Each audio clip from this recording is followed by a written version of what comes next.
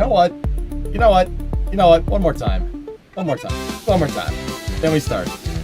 One more time, and then we start.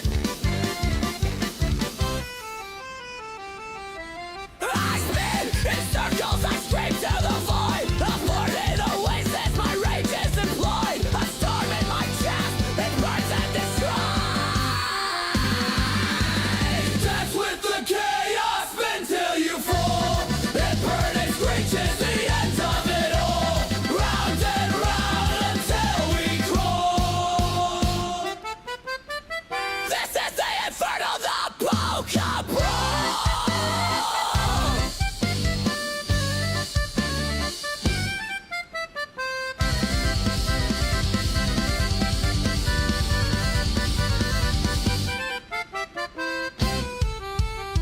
Your lies are balloons, they pop in my face. I'll stop on the floor, leave no empty space. A carnival riot, no room for disgrace.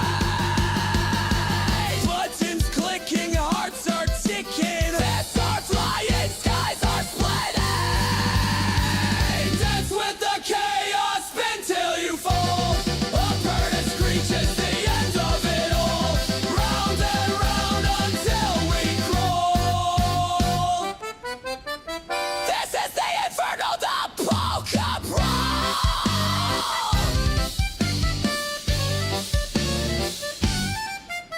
The tubas, the demon, the snare drums, the beast. The accordion of fury will never be safe.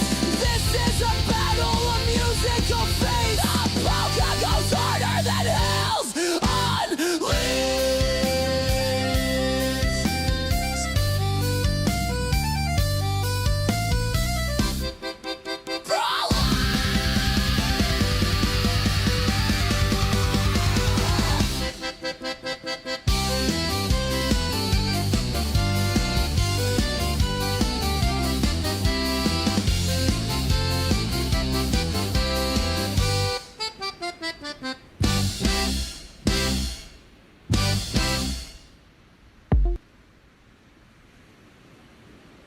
Okay.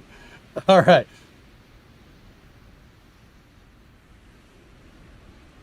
How's everybody doing? That song's awesome, dude.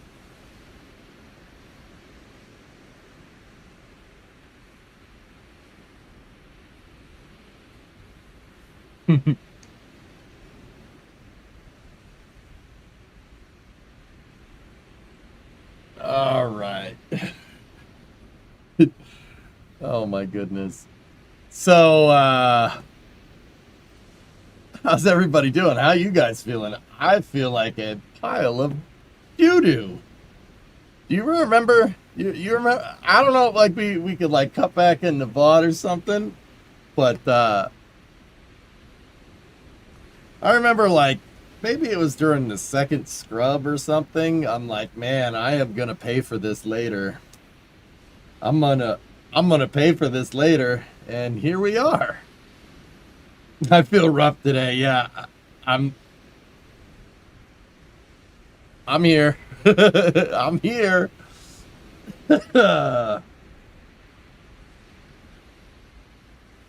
Oh boy. What's up, YouTube? How you doing? How you feeling? I'll be good, man. I'll be all right. My face. Like,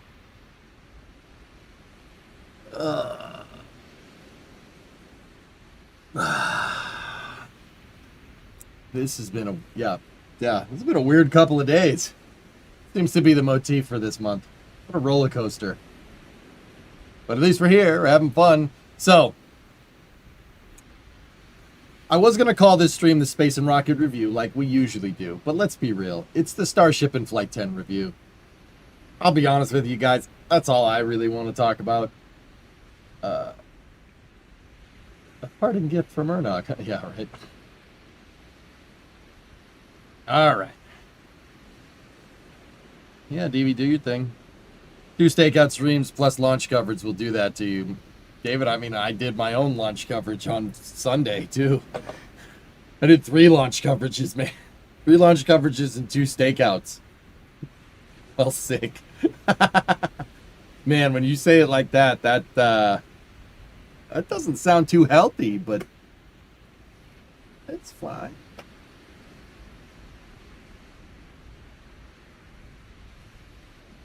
What about the partridge in a pear tree? Well, it's not. Discovery, That comes in December. That's later. Size up 94-month resub. What is this again? What happened? I don't know, man. I don't know. Oh, this is a weird day. Just a weird day, dude. Anyway, Starship is orange. Always has been. I've still seen nobody put forth a good explanation as to why that's happening. Or what that even was. I still can't figure it out. Like I've been trying not to look at Starship footage until I do here with you guys a day later. Deploys flaps at Mach 7. That was, dude, that was the coolest part for me. For me, that was awesome. Dude, how did that thing stay together? I still can't believe it. So, all right. So if you guys haven't seen it, SpaceX, I'm gonna turn Starbase Live down just a little bit. So SpaceX launched Starship Flight 10 yesterday, and you know, we didn't get a booster catch. That was on purpose. We didn't get a booster catch. We did get one hell of a mission. There was also a Starlink mission this morning, but I'm not 100% sure that people care. Perhaps. Here, let's get the VOD up, and let's scrub through some footage. Elon tweets. Yeah, there were some Elon tweets. Don't play that. There were some Elon tweets. We'll check them out. One of the experimental metal tiles could have been made of iron, and once the tile filled, the oxidized iron was spread out by plasma. I don't think that's not really how the... I don't think that works that way.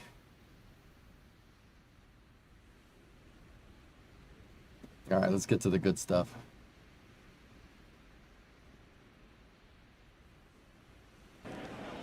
Let me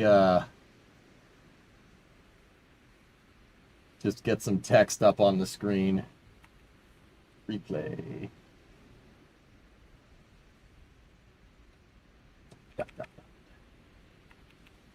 Okay. Replay.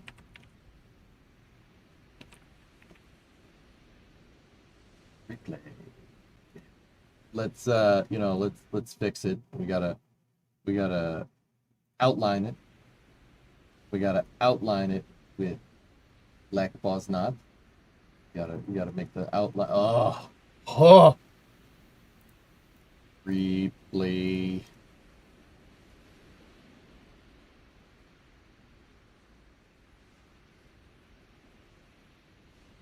Replay. There we go. All right. Butki. All right, dudes. They said that they had some experimental metal tiles. Yeah, maybe. Now make it flashing like 90s camcorders? I don't... All right, hold on.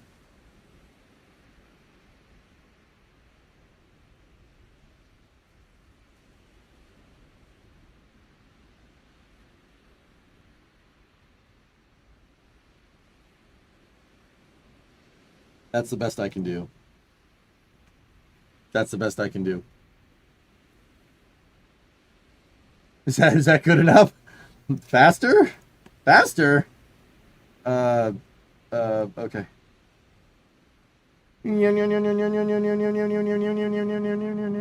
Is this live? I don't know, man.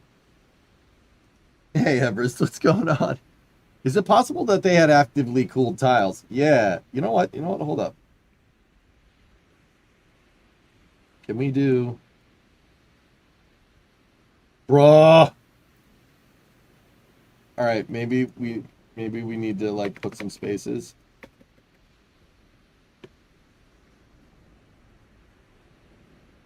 Now maybe it should go the other way because, you know, English language.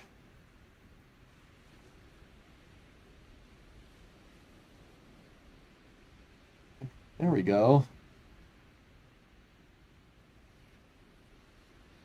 You know what else we can do? You know what else we can do? Go into properties here.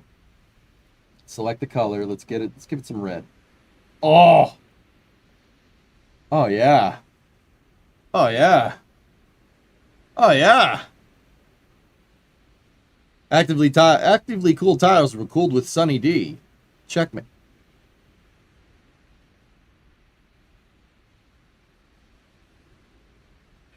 Can it do the DVD thing?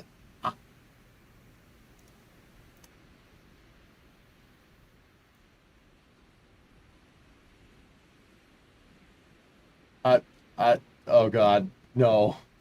Oh my God, no. That's fine. That's good. It's good the way it is. All right, all right. So, I don't know if you guys knew. I don't know if you guys could tell. I don't know. You might be able to tell that this is a replay.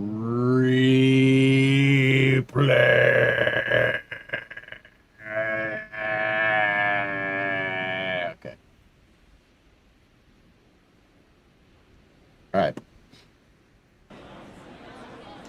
All right. We are through Team.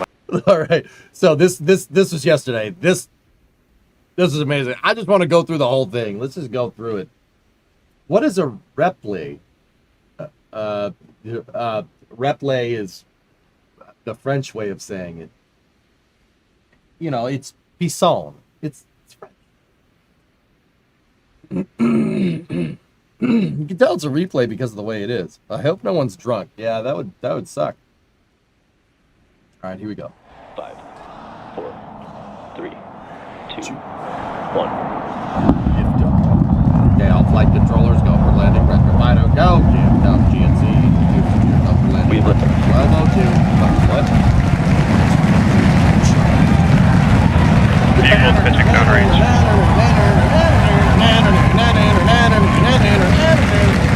No, all right.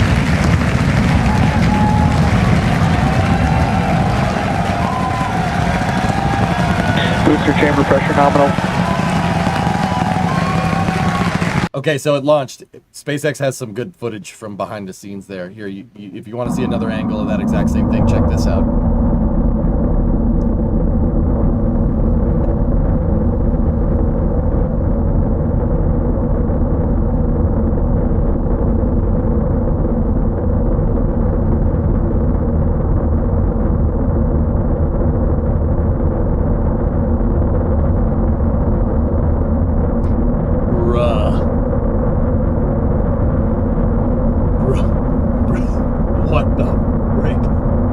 What the hell? Dude. Stop, I don't have a towel. Nice Def Leppard reference. I will be ya. I will be ya. I'll be ya. Bam down. Rocket. Bam. Yeah. Sing. Alright, anyway.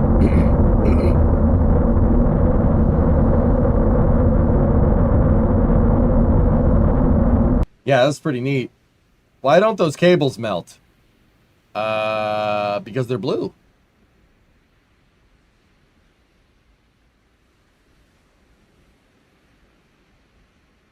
You can see the staggered startup sequence. Let me see. Oh yeah, yes you can.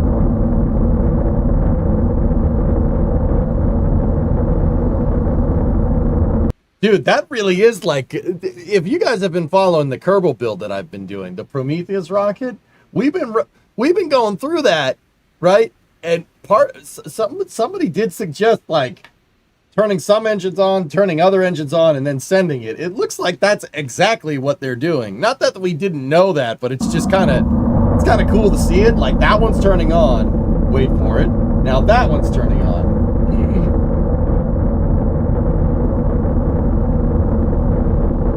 I think they left the gas on, yeah.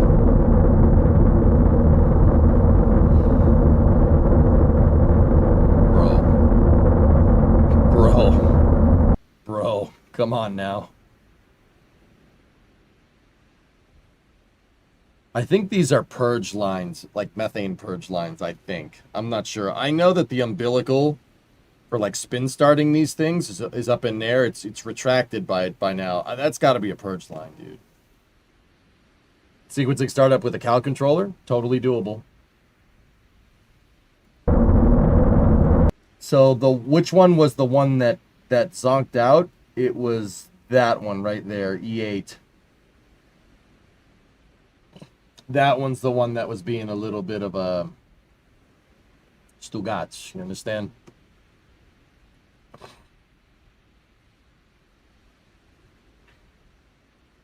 They are the Raptor Chill reclamation lines. Thank you, Matt. Somebody told me what those were at some point, dude, and yeah, I forgot. Either that or I have a migraine so bad that it is limiting my ability to critically think.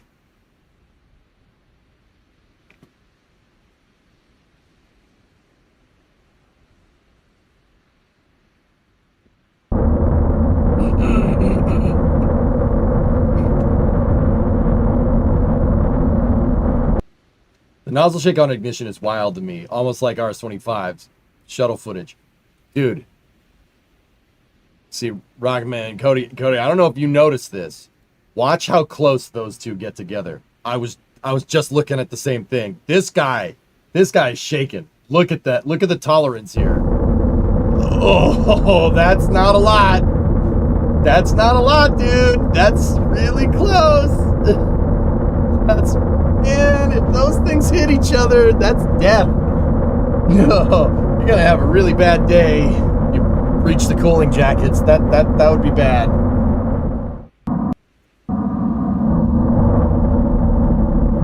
Those were added after the B7 white hose incident. Yeah. Rubbin's racing. I don't think that's what we want.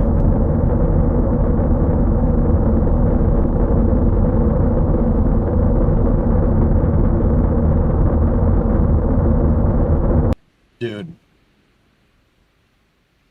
Oh, there is going to be 42 soon. Yeah. Oh, yeah. This slide needs an update because a rough idea of what we're aiming for with V3 and V4. V3 should be built and tested, flown by the end of this year. V4 is in 2027, probably closer to 150 meter height and 7,500 tons. Because, you know, right now what you have isn't good enough.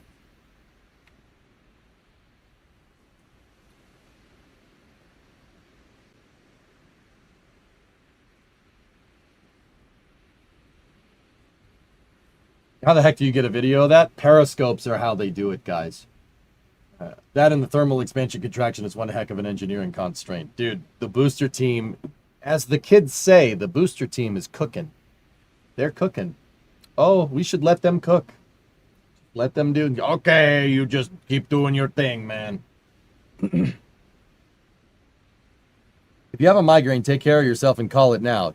Self-care isn't selfish. What if I wanted to stream more than I wanted to take care of myself? Am I still being selfish? Is that a paradox? Is that a paradoxical statement?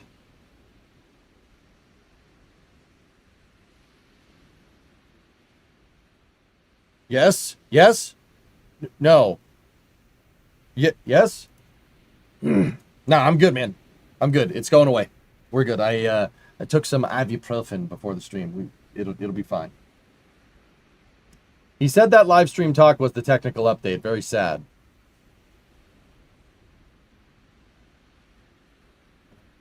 All right, anyway. Payload to orbit, V1 is about 15 tons. V2 is 35 tons. V3 is 100. V4. Holy shit. Those numbers are not near each other. Not selfish, just shellfish. I don't like seafood. Orson. Hey, thanks for the subs yesterday. I saw him, dude. The support of the stream's nuts, man. Discovery, go at throttle up. It's nuts, dude. You guys are way too nice to me. So, check this out. Let's get further into the flight. How do you go from 35 to 100? Raptor 3 does that, Vant.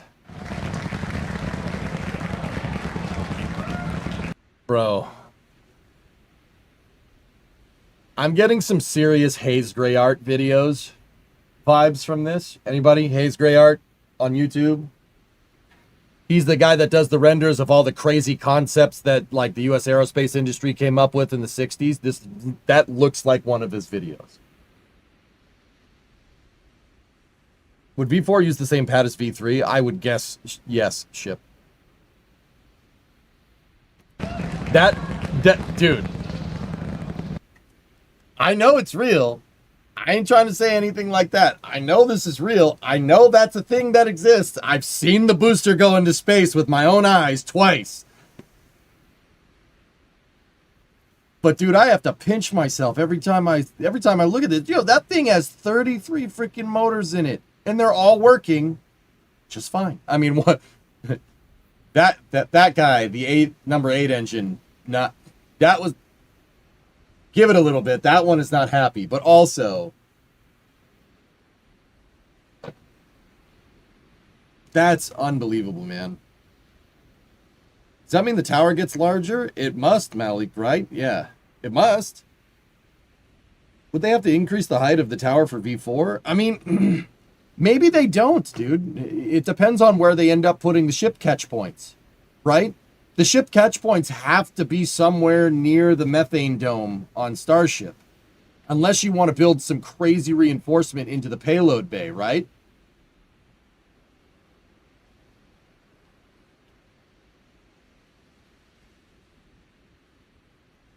The giant Methalox mock diamond makes your jaw drop every dude. That is one of the craziest things I think I've ever seen. What do you say? Like, what do you say? Look at this thing. Like, what am I supposed to do? Like, I get it. I'm geeking the frick out. I understand. But also, my brain is having trouble. Like, I know what those engines do. I know how they work. I could explain to you what's going on here. No problem. But on the other hand,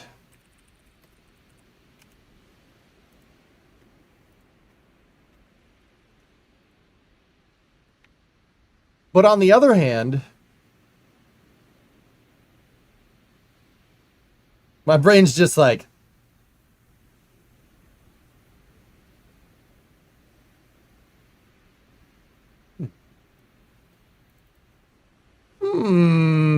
you know. All right, we're a little over 40 seconds into flight. 33 out of Booster and 33 ship, Raptor avionics, engines. power and telemetry nominal. Getting good call outs, healthy systems on the booster. Brain's as it going starts to full pitch monkey. over the Gulf.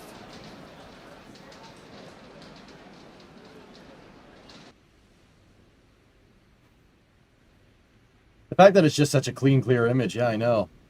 How far into the burn did number 8 stop? 93 seconds, Toki. I think the computer was like, no. Look at this. Oh, wait. Just a little bit.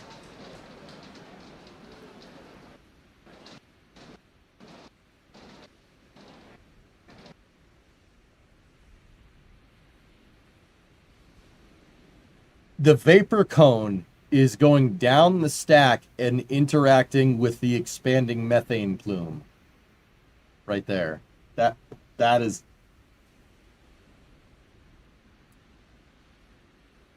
All right.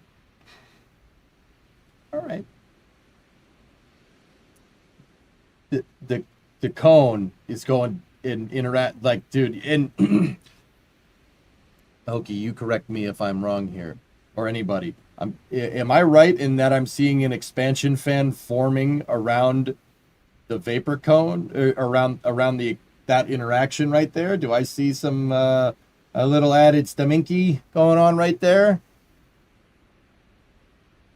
There's an expansion fan from the vapor cone hitting the plume. Planet shifter in. 2-month resub. Plumes, cones, methane. Papa John's. Wait, no.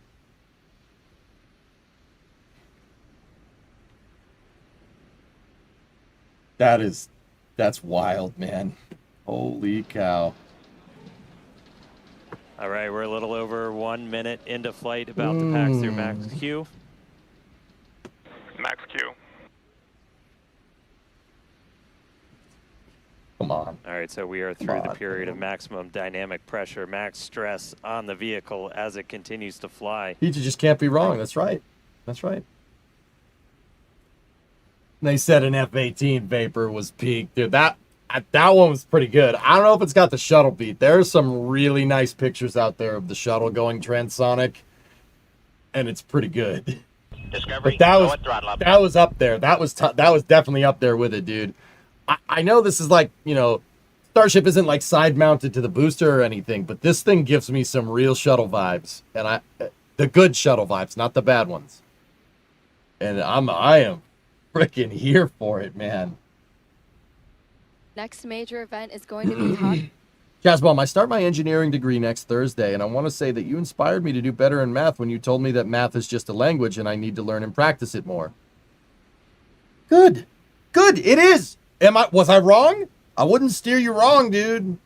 I know people on the internet like doing that, but I'm not one of those people. I don't know. I missed the memo. You're supposed to lead people astray on the internet. I missed that. I missed that class. I probably cut it to go play video games, to be honest with you.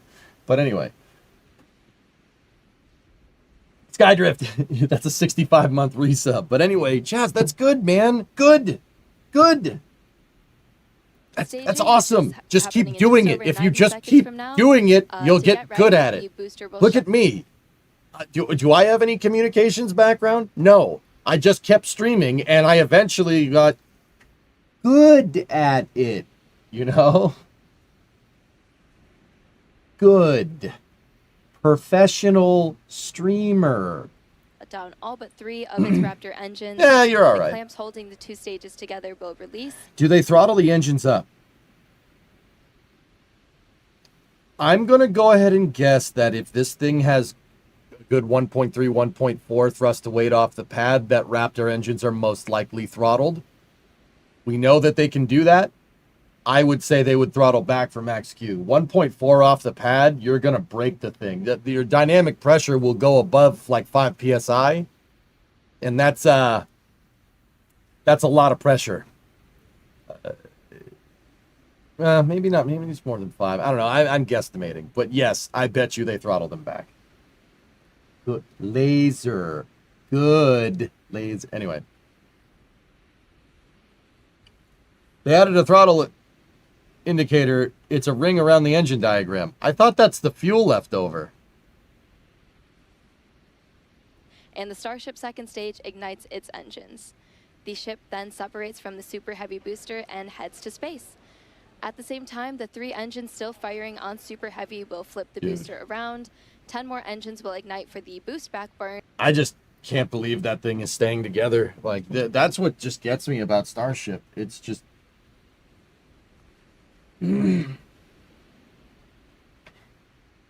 Are the sub-milestone notifications turned off? I had them off because I forgot that I shut them off yesterday, and I turned them back on. They should be going through now.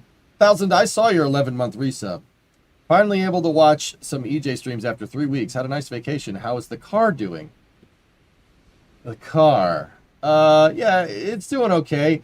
1000, my motherboard exploded on my streaming, on the encoding rig. So chat bought me another computer. So I haven't really worked on the car too much, but I did redo my entire streaming setup, and now I have a behind the scenes camera that you guys can see. We now got a 5-monitor setup, which is pretty cool. And then we have that as well. Oh, this is space. I'm in space. Okay, gifted a sub to Lucas. It looks fine to me. You can see E8 go out in the plume. Yeah.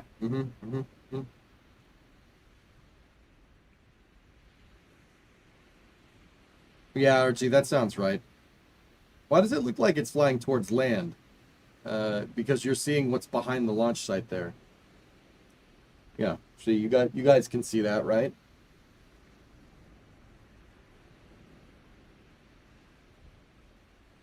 So yeah, 1000. So that computer is called Project Canard because, yeah, if you can see it, it's got my logo etched into it on the glass, and the logo is on the heatsink too, because overkill is underrated. That thing has a 9950 X3D in it, 96 gigs of RAM, and an RTX 5080.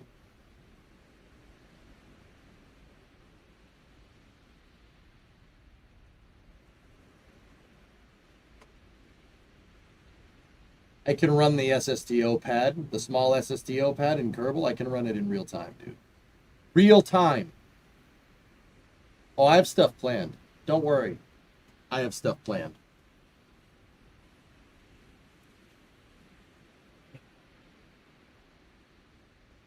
It's still ridiculous to me. Almost as good as Kevin's setup. Yeah, Kevin's setup made me feel really bad about my new setup. So, I haven't been doing that much work on the car, but I think I still have OBS on out there, so I have the trunk and everything all mocked up and ready to go. We just have to start marking where we need to drill holes to weld all the back of that together.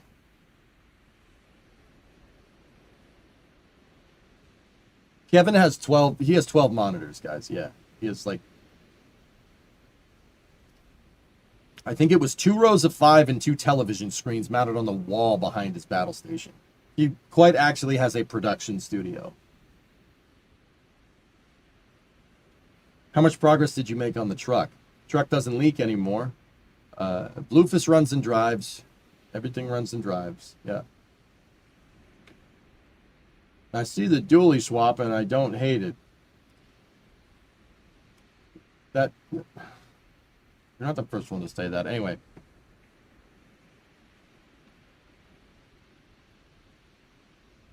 Love that model of the Saturn V. Yeah, I got my Lego Saturn V up there. Yeah. No Good God games. Yeah. Mm-hmm.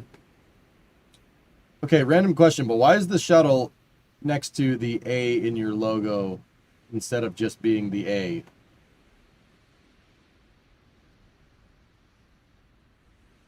I don't know. That's what I liked. I thought that was good. Putting the first stage on the path for splashdown in the Gulf. Yeah, Daytown, that was As we actually mentioned pretty sweet. earlier, the hot stage will be jettisoned for this flight, and that should occur just Yeah, after Trey, the boost back burn. That testing was So we're about beast, to shut dude. down the first stage and perform hot staging. So let's just watch and listen. Here we go. Getting up to hot staging. So once again, this is the replay from yesterday. Starship needs to do a little bit of a roll maneuver there. So Starship gets the line flaperons down. Because it flies kind of sideways into space. The orange rocket! Yeah, no, it's good. Shuttle is goated until this thing comes back and lands. Seeing the engine start to throttle down. And I'm saying that as a shuttle fanatic. Miko.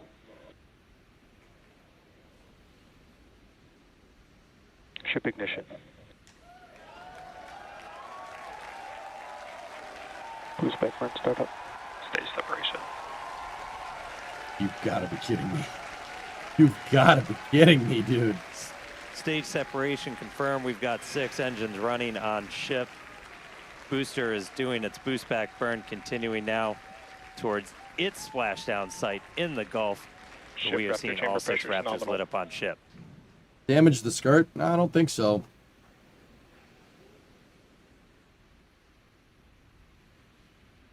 You heard them report ship chamber pressure is nominal, so that chamber pressure, just that expected thrust level in those Raptor engines on the ship. 3 vacuum optimized, Ship 3 sea avionics, level, power and all telemetry looking nominal. good. That Highway 4. Let me back it Burn up. startup. Stage Expected thrust level in those Raptor engines on the ship. The first We start with engines from the middle tent. So that's Port of Brownsville right there. You can see it. That line right there is Port of Brownsville. How many more V2 launches do we anticipate? There's just one. There's only enough hardware for one more V2 launch, Admiral.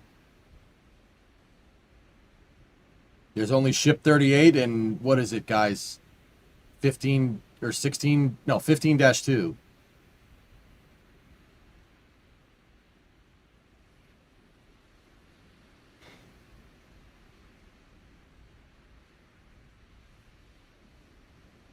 Isn't the roll before stage separation and because of the new deterministic flip before they added that ship flew all the way to orbit sideways? Yeah, Daytal, it oriented like that for staging. That's correct. Yeah, I would say that is because of the deterministic flip. Yes, they're optimizing the trajectory over time.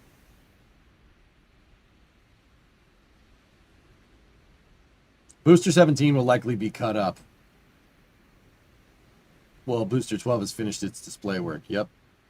Are we going to have like a 3 to 4 month pause between V2 and V3? Most likely to Saman, yeah. I would say that the next flight is going to be sooner rather than later.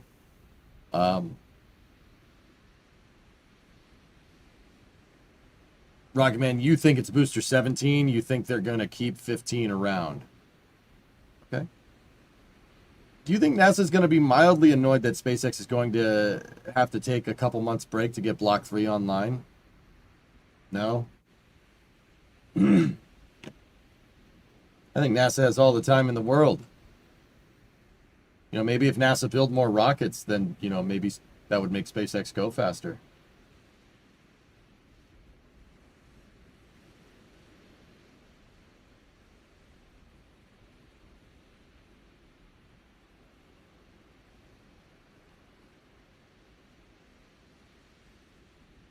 It's going to be sad to see pad A1/scrap go away. Yeah, it's all right. Will it be 15-2 or 17? I would fly 17 if it was up to me, guys. It was 3:30 before I went to bed, so I watched. So you watched Thunderfoot to kill your excitement so you could go to sleep? Did it work? Have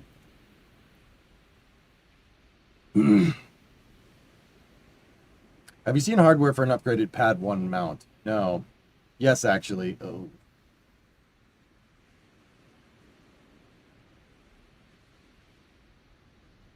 I'm not sure, but I swear the ship actually looked bent slightly before splashdown. Yeah. Ring. Yeah, we did see one of those engines in the middle ring shut down during the initial ascent. Oh, looks like we have hot stage jettison. You can see it floating away there to the left of the booster. Yeah, we did see one of those middle engines shut down during the ascent. Again, we are resilient to engine out on Super Heavy. That's why we're able to get through our ascent. Starship flying on the expected path. There's still a chance that engine could be back in the mix for the very start of the landing burn, so we'll see if we light up all 13. 17 doesn't even have grid fins. I think they will fly 15-2. If they wanted to fly 17, they would have already installed all the necessary hardware. Yeah, it's probably better to just fly 15. But we've even done a landing burn at the tower with an engine out. Hey, so Roman. Very resilient. What goals do you think we should expect from Flight 11?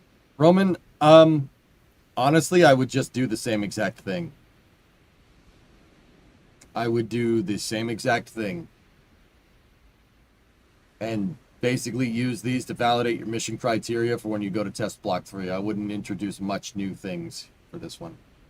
Will version 3 jettison the hot staging ring? No. Version 3 has an integrated hot staging ring. See how it does on its way down to the Gulf, though.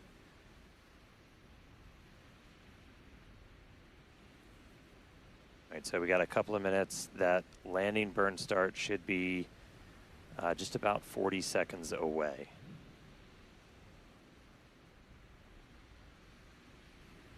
That's always rad.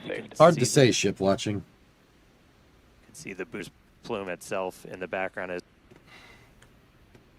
I think they may go orbital on the next one. They will not catch it, though. Yeah, it would be cool to see one of these things come down, like in the Gulf of Mexico or something. Or Mexida. So, fellas, one more thing that I did notice. I was trying my best to not look at this footage. I noticed something. Maybe some of you guys noticed it too. A grid fin stuck. See? One of the grid fins got stuck. Are you on Flame Trench this Friday? Yes, I'll be there. Do you think it's possible to reduce the aft flap area, save the ship from snapping in half? And do you think the longer Block 3 would have snapped? No, Caleb. This shit, the fins still, they didn't lose that much surface area, dude. To test 3 fins working? Maybe. Well, I thought that Super Heavy was getting battered around, but it looks like one of the grid fins gets stuck and the thing goes like this. Is it on purpose? I don't know. I don't know if that's supposed to do that or not. I mean, SpaceX said they were really beating the snot out of this stuff. Yeah, Roman, I think so. Yeah, there you go. For me, Flight 11, booster catch to scrap for more data, true orbit, live Starlink deploy, re-enter over Starbase and splash down off the coast to get the ship back. I agree. Yeah, dude, yeah. Did you see that 39-2 got stacked in the Megabay? 39-1. No, I have not. So the engine outburn seemed to work, and that's the end of that. Super Heavy did its engine outburn, and it was great. Now we get to the good part.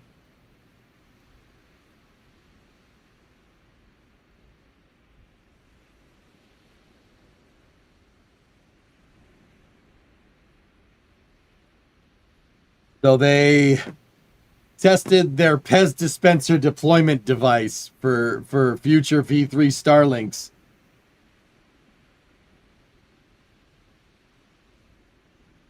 Yeah, I know, Coltec, right? Yeah, why not, right? That makes sense. I'm still flabbergasted by the way they just chucked the ship directly into 90-degree angle of attack and then fully deployed the fins. Admiral, that was the craziest part for me, dude. The fact that that thing made it through that and didn't rip itself to shreds is unreal. I thought it got stuck. No good. I thought it got stuck. I was like, well, that's broken. I don't know what you're going to do then.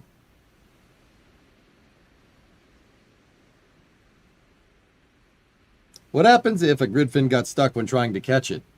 Well, it's very clear that it's just fine. It's not a big deal. Yeah, some of the dumb links did hit the door. That's right.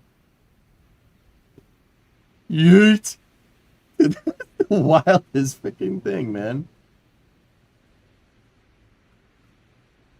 15 will fly, 17 gets scrapped. Yeah, 15 will fly, 11 will 17 get scrapped. I think you're right. There's also a motorcycle chain. That, guys, look, I know that it's probably like some super space shit. That's a chain to a motorcycle.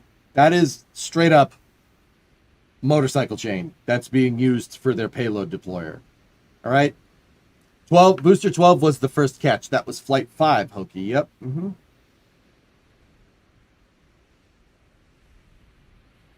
It's like they accidentally clicked radial out on the nav ball, but it was induced, Archie, which is crazy to me. Could be a timing chain, too. But it looks like a motorcycle chain drive to me. I know. I was there.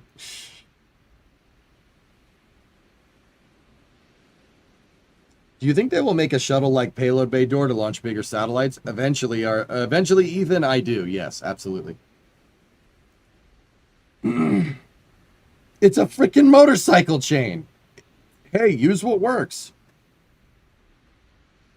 Maybe splash down a Super Heavy and try to catch the ship with the pad. If that goes wrong, well, you have to scrap that pad. So yeah, let you dream. Hey, I'm not gonna say no. Excuse me, it's a space motorcycle chain now. So yeah, of course, it's automatically cooler.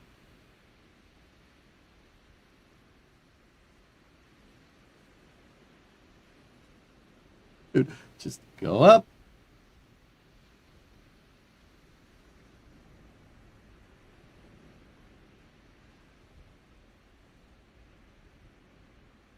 How many satellites do you think they can stack in that bay? Oh, I wouldn't. I mean,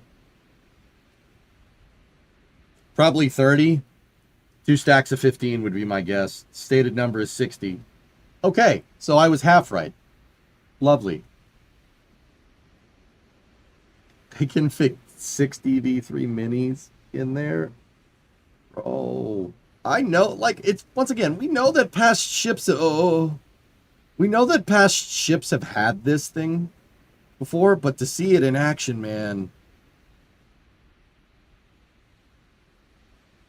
Yeah, that's right. It's V3s. They're not V2 minis. That's right. I misspoke. 60 V3s. Okay. Okay.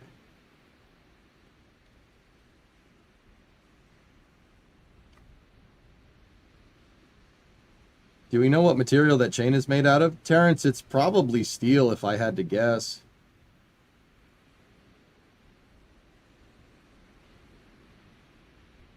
Damn, that's cool.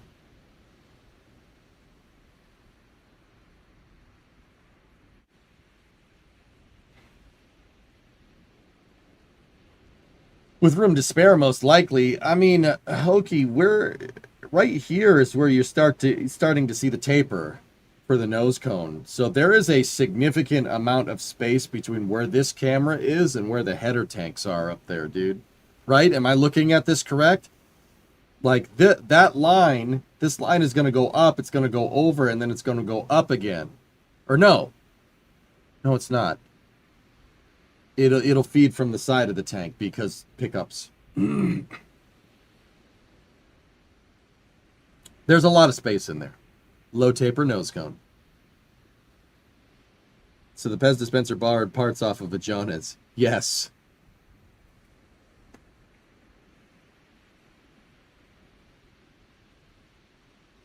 Have you seen one of the first dumplings hitting the ship get yeeted out? Yes.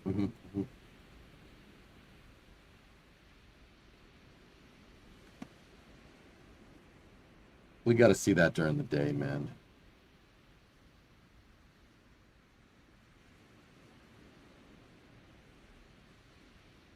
I want to see that door close. I was talking to you guys when it closed.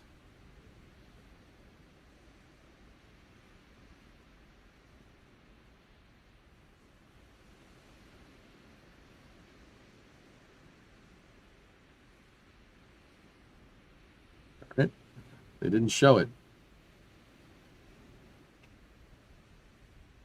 Will ship 38 static first or the next booster? I'd do the booster, Outdoorsman. The only thing I'm sad about is the lack of dumbling camera footage. Yeah. The dark view is the door closing from the outside. Yeah, they did show it, but it was an external view. Oh, okay. That's what we're looking at right here, huh? Yeah, so that means that light's going to go away in a second.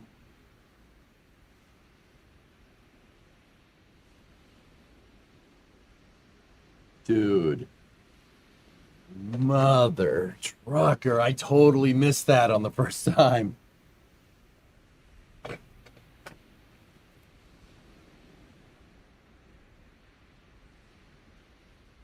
Looks like the tiles are nowhere near what SpaceX needs for reusability. Yeah, maybe if they had more re-entries, they'd be better. Ship 37 tiles look perfect, but they still went white on the nose cone where plasma hit at 90 degrees. Hi, Penta.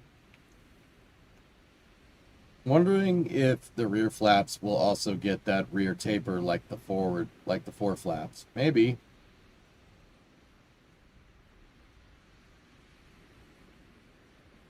Now to the good stuff.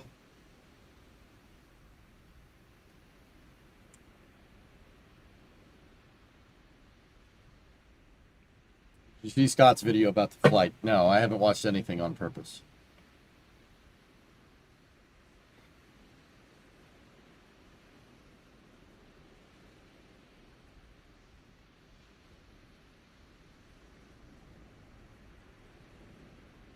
Looks like Scott agreed with you, vent ice clogging and exploding. So I went and asked. I'll admit, I went and asked. I was told that that was not debris hitting the vehicle. It was a quote from my one of my sources, right? And I don't like citing sources. I don't usually do this, but I was just genuinely unsure what happened over there. That was a quote unquote hard lesson learned. That's what I was told.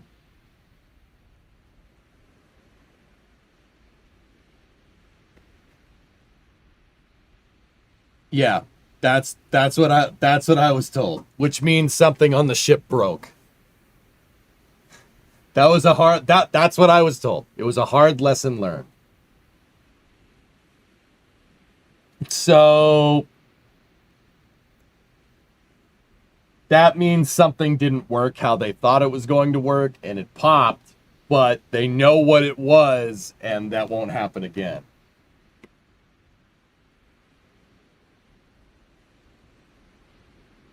EJ, Starship is a great vehicle, but is it really more exciting than an F-150? Bet Maze, why don't we just put an F-150 in Starship's payload bay? We could put like 8 of them in there and then just deploy them into space because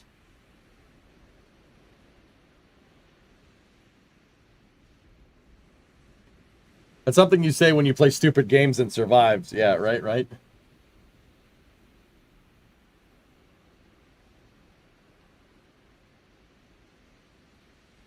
What about a Ford Ranger? Depends on the year. Do you think it was a clogged purge line?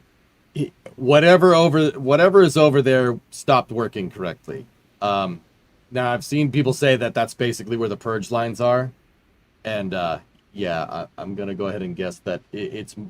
If I had to put my hat into the ring based off of what I was told, it's probably a solid oxygen. Probably built up on it and pressurized the line. Yeah, it was probably solid oxygen accumulation. If I had to guess, that's a guess. I am speculating. I have no idea. It is a hard lesson learned, which means they understand what happened, but it won't happen again. Do you know what happened to the rear flap before the anomaly on the skirt? Possibly a similar issue. Hokey, I don't know, man. The rear flaps are a little bit weirder because somebody was telling me, and this was chat, that they took tiles off the bottom. But I saw pictures of the ship right before it launched. I went digging, and there's no tiles coming off the bottom. So that tells me that that's a plasma flow thing. I mean, the plasma is basically telling you where it wants to go here. A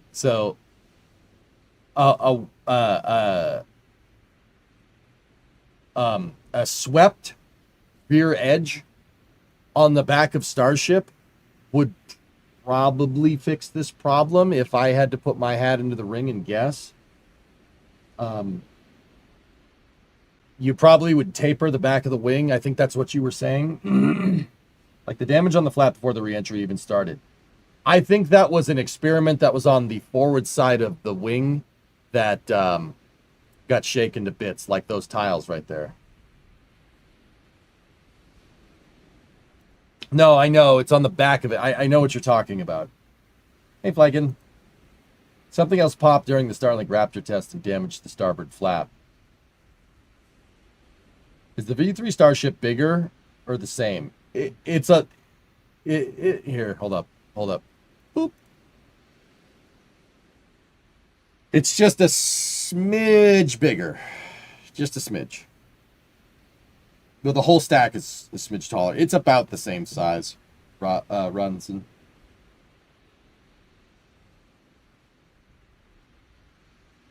From your source, what was the white and orange color? You don't know yet. I did not ask that question, Purple Dragon. No one is talking about that. It's like, so it's just me and the rest of the press corps and the rest of the nerds that like this kind of thing. We're all just kind of searching for what's going on. I've never seen a thermal protection system do that, ever. I've never seen a TPS turn orange. Not even a blader. I've never seen that before. I have no idea what the hell happened. Why is the front white? Why is the bottom orange? I don't know. We'll get more into that in a second. Let's watch it, dude. I don't even know. How does that even happen? I can't figure it out. Like, well, no, like, don't get me wrong. We could probably sit here and theorize for sure. But that's just, I was not expecting that. What questions did you ask? Basically that, and that's it. I don't do that, guys, with sources. I like figuring it out with you all and seeing how close we are. I usually don't ask.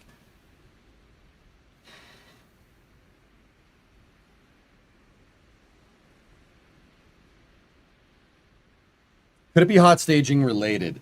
The thermal protection system turning orange, Kai Fox? No, I don't think so. Could you please remind me, are the Starship fin actuators hydraulic or electric? Electric. They were hydraulic a long time ago, and then they were electric. I think only the electric ones have flown. Ship 37 was just wearing a Delta IV costume. That is the most plausible explanation for what happened, Rares. That's as good an explanation as I've been able to find. What color does Tough Rock glow when vaporized? Gray. Ish? Gray-ish? No, I mean, I don't know. I've never seen Tough Rock get heated.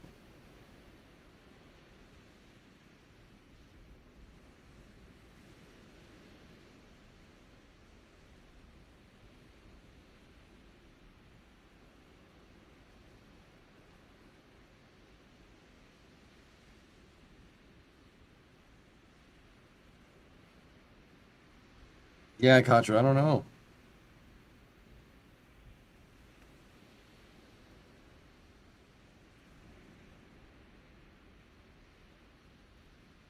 No, I mean the potential missing tiles. Oh.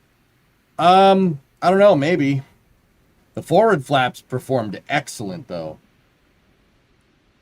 Wasn't the landing burn fuel in the nose could it be flash freezing of the surface air of the white nose? No.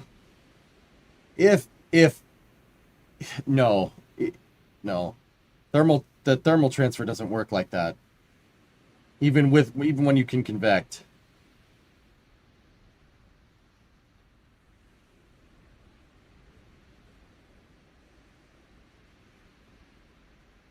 Whoops.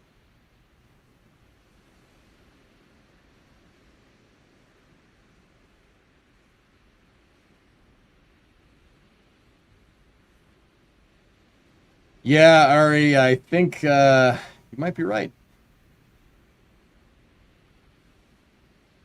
Hey, Strange.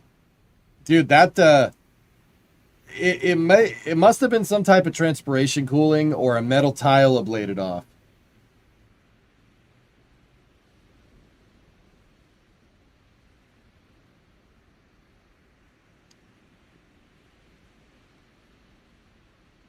Do you think that hot staging heating could have contributed to the deformations of one of the aft flaps? I don't think so. We didn't see that happen on the last one, Andrew. Yeah, Riley, that's kind of the prevailing theory, that the metal tiles caused the whole baby.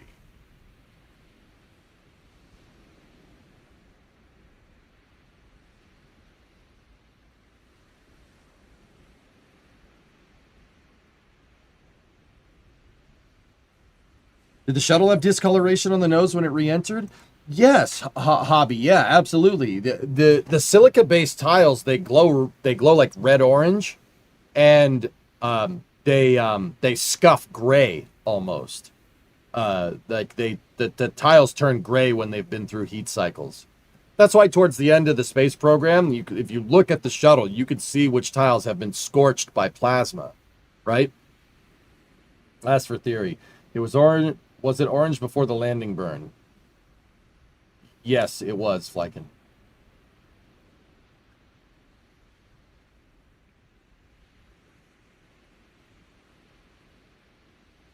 Yeah, Blue. That's got to be it. It's got to be one of the metallic tiles ablating. Do you think it was a reflection of the buoy? No. Isn't the tiles white behind the black paint? The tiles are fibrous composite with cilia backing blankets. That's why you see the cilia backing blanket right there. Brother, hold up.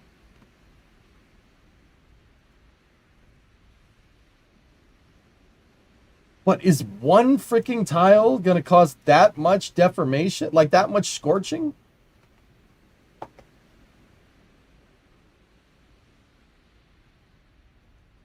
Oh, okay, you got a thing about tough rock here.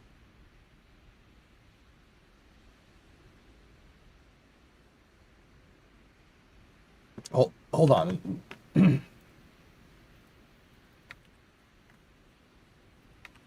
So this is one of Jack's pictures. Dude, there's no way that one metallic tile caused all that nonsense. There's no way.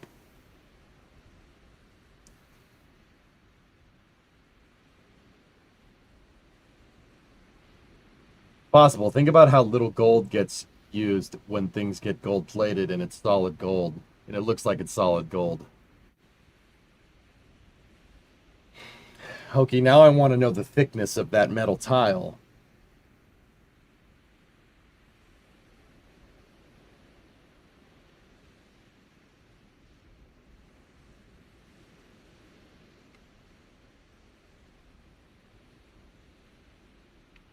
Yeah, okay. Yeah.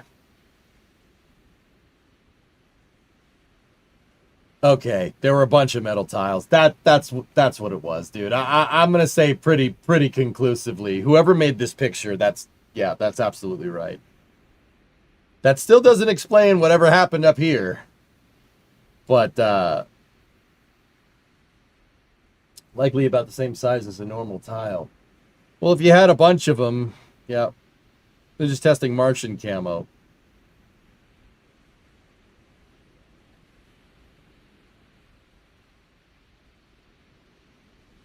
If we ever find out what the orange junk is, they seem to be metal tiles.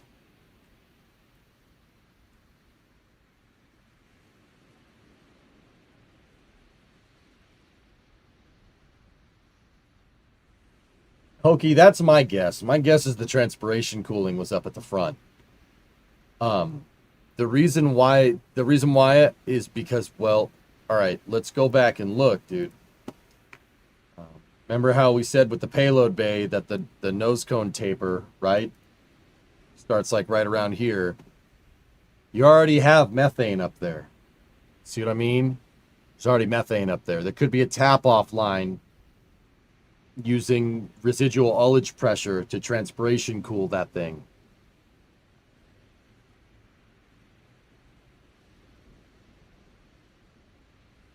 Starship hit a hidden spray paint booth so it could have its star rating dropped. It hit the paint spray. Yeah. Oh, this is space. I'm in space. Okay, give to the sub door. Sit right on.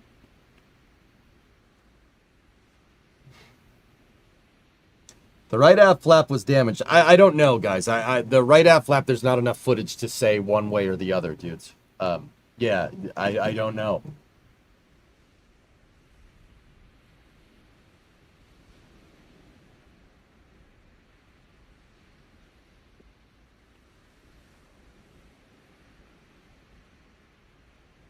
The fact that we can see ablation happening in real time is just...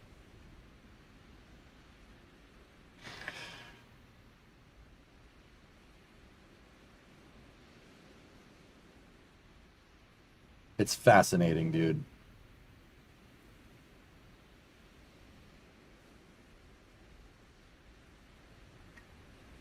That's the port flap from the boom.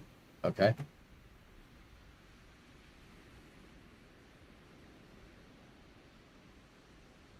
Flow vis? I don't know if they do flow vis over the tiles, dude, but I think flow vis would get burned off, Derek, to be honest with you.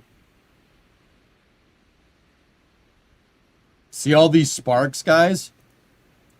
So this is an aft flap, but see all the sparks? That's stuff ablating away. That's stuff getting burned off. with a reusable thermal protection system, you'd want to see this. That's what you'd want to see. You just want to see the plasma flow. You do not want sparks. Sparks are, sparks mean that something is burning off. Forward flaps seem to fare very well, though.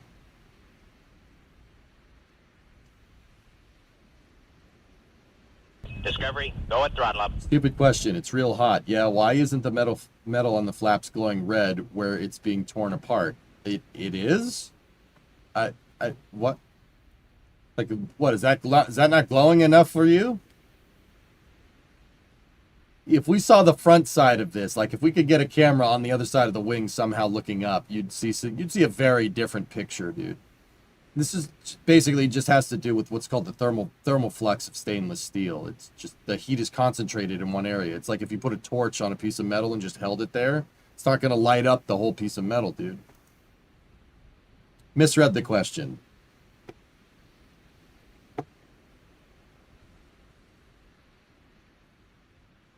You know, you pissed me off yesterday, and now you pissed me off again today, so thanks. Appreciate that.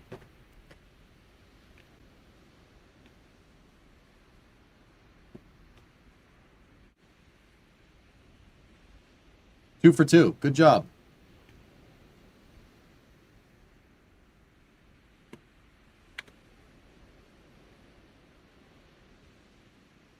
So as It makes its way back to Earth. So when we hear entry max heating and entry max Q, that will mean the ship has made it through the maximum heating. How we doing today? Oh, I told you, Kraken, the other day that I'd pay for it. I'd pay for doing all those streams covering all that Starship stuff, but it was worth it. But I'm paying for it now. And aerodynamic loads it will experience as it returns. So if it makes it through those, we could say we're doing pretty well. I will say I'm happy re-entry cleaned off. To be honest, I find most crazy the full flap deployment stress test that it somehow survived and landed on target. All right, that's the part that I couldn't believe either.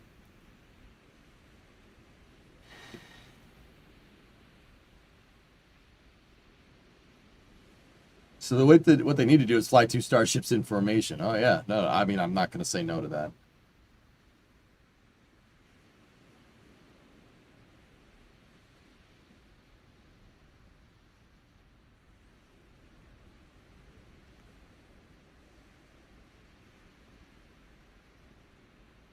Dude, that's absolutely insane.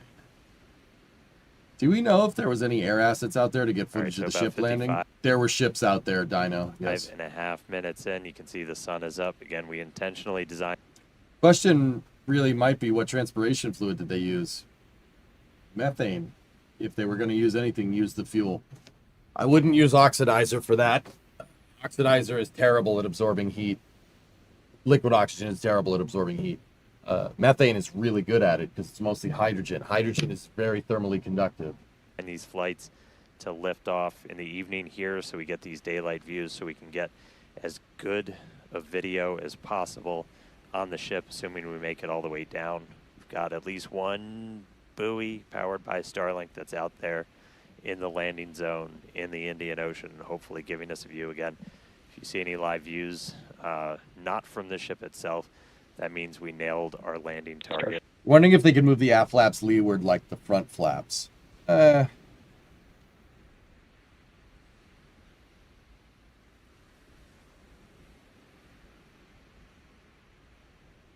it's possible. Ship is past peak heating. All right. A little Let's under get to the 4 good minutes stuff. from now. And right now, we've got kind of a lot of forward momentum, a lot of forward velocity. Right, Kai and Fox, for eventually sure. by the time we hit Flap load subsonic. demo. All right, here we go. So this is what we've been talking about, where we are going to essentially try to fully deploy those aft flaps and really stress them I think they'll out. So deploy again, new Starlink sats, this yeah. is meant to test the extremes for the vehicle.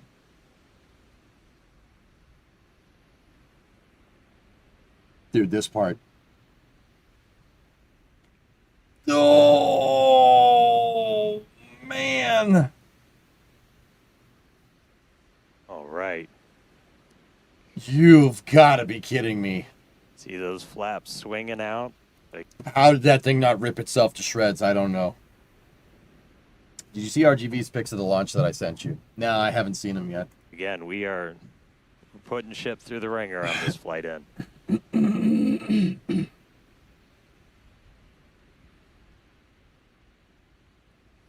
That was 100% them trying to destroy it. Dude, Rockman, I was telling Chad at the time that if you tried to do that type of pitch modulation with a shuttle at this phase during reentry, it would destroy it. There would be no shuttle left. Mount. So again, this is meant There to would be test nothing. the extremes for the There'd vehicle. be nothing. You'd never find a piece of it.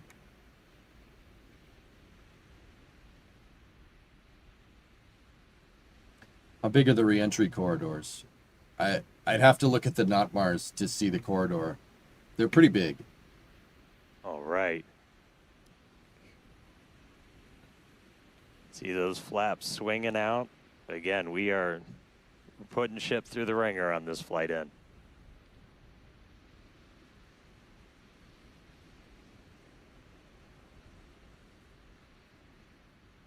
Block 3 is just a tiny bit bigger, Bargon. It's like we're still maintaining control. So, see right here? There's that oxidization, that orange color. You could see it right on the rim right there.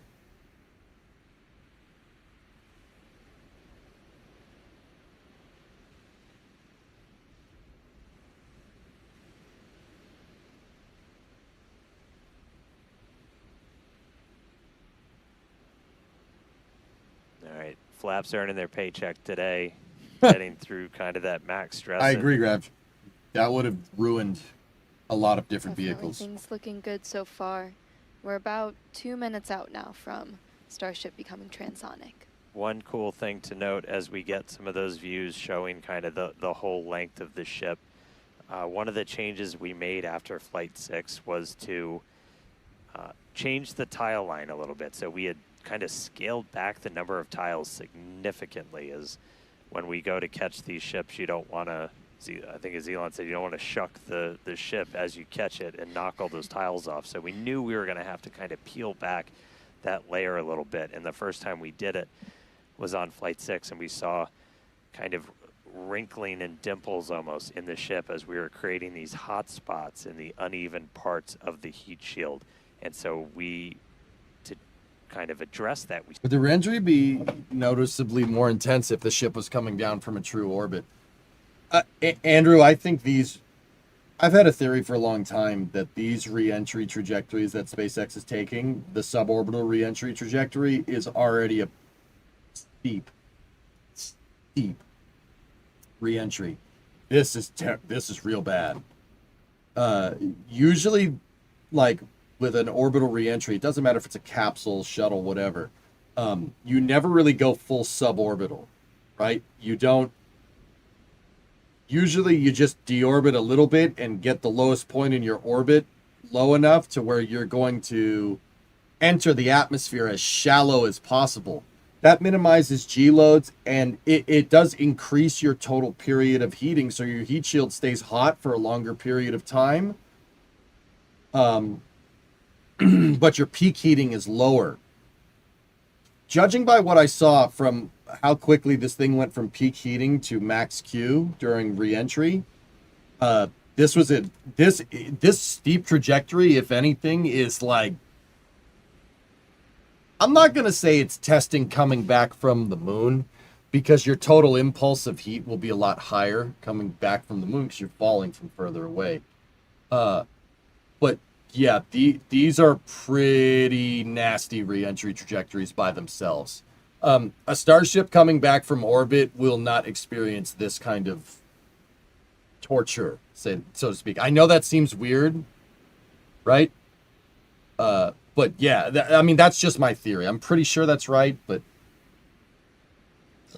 coming back from Mars or the moon, yeah, that's probably worse. But this is a good way to get good data on beating the snot out of the heat shield. If it can survive this, it'll come back from Leo, no problem. I'm not familiar with stainless. Is the discoloration okay for reuse? The tempering. smooth it out. That's why you've got I'd be that doing nice something smoothed about out that. black line now on the ship. And Stainless steel likes to warp. It likes to crinkle up with a lot of heat put into it. So, just looking at it, we can see. what about Mars entry? Mars entry from trans-Earth injection would be very similar to this, guys. It would be similar to this.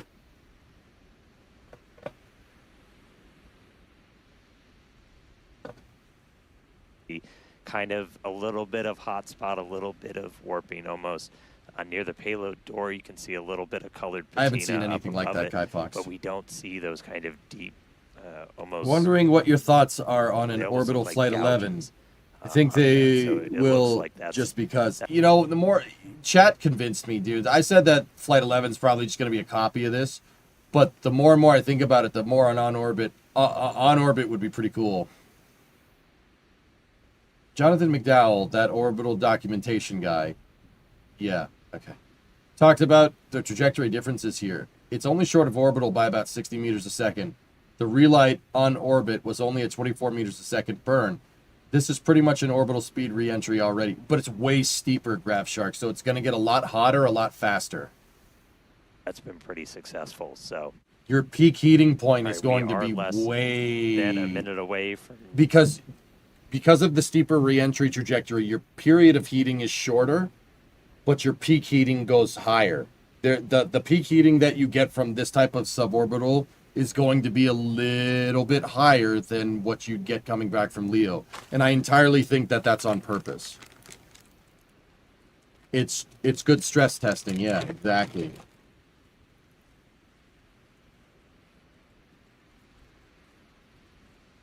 So here's the thing, guys. You really want to learn about the correlation of entry trajectories. Okay, like there's really two types. Like, let's say there's two data points here for types of suborbital reentry trajectories. Okay, on one you have over here. This is an ICBM. This thing goes straight down. You go straight down through the atmosphere, and you hit your target and blows up. The reason why you go straight down is because you don't want anybody intercepting it. It's going to hit the ground going like 10,000 miles an hour. It's going to explode, and you're going to open up some canned heat. With a reentry trajectory like an ICBM that's essentially going straight down, your period of heating is shorter. So your the reentry period is not very long. But the shorter your entry period is, the higher your peak heating will be. So, short period of heating, very, very high peak temperature. Okay. Now over here, on this hand over here, you have something like the space shuttle or a capsule. First of all, the G-forces involved with this would kill someone instantly. So you want to keep G-forces down here. So this one is very, very shallow. Okay, it's a very shallow re-entry trajectory. Essentially, you try to spend as much time up there as you possibly can to slow down, because the higher you can stay when you slow down will create higher peak heating, but it will create a longer period of heating, but your peak heating will be lower. So over here, you have you spend more time in the oven, so to speak, right? But your overall heating is lower. So on one hand, you have flash frying something, like flash frying a turkey. And on the other hand, you have slow cooking. Okay, so this is like barbecue over here. So you have flash frying stuff and barbecuing stuff, okay? If we put this entry trajectory for Starship on this scale, it's somewhere right here, okay? With ICBM over here and Space Shuttle over here, okay? It's somewhere in here. So with this type of entry, it's very steep. So you have a shorter period of heating, but you have a higher peak heating, okay? Now I'm hungry. Yeah, of course. So long story short, this trajectory really pretty much aligns with what SpaceX was saying, what Dan Hewitt was saying, the commentator on this cast. He's saying they're beating the snot out of Starship. I've said from the beginning that that's what they've been doing. They've been doing that on purpose. They're purposely putting these things through the ringer. One, because they need good entry data on Mars, right? You get pretty good entry data from doing a trajectory like this. Two, Starship needs to be fully reusable, so you want to figure out what the heat shield needs, and then you have to have a certain factor of safety in there, for sure, right? And two, this thing's got to come back, and through three, this thing's got to come back from the moon. So that thermal protection system has to be perfect, man. What color of the plasma be different on Mars? What color would the plasma be on Mars because of the CO2? I don't know. Blue? Go into our belly flop. If you watch some of the high altitude tests or suborbital campaigns, we were able to test that. It was a pretty fundamental, like, can this thing actually fly? And we were able to prove that out with that suborbital campaign. The white on the nose cone is basically how the tiles look without the black coating. About to see. I don't know how you can see that from the footage provided, Falcon. That's a hell of an assumption. Can you compare Mars's atmosphere with the beginning of Earth entry? Yes, pretty much. Yeah.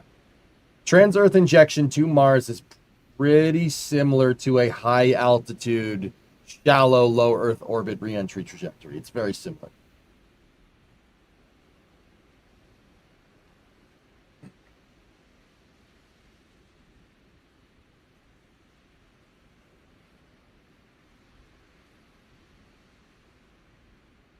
All I know is trying to land on Duna sucks.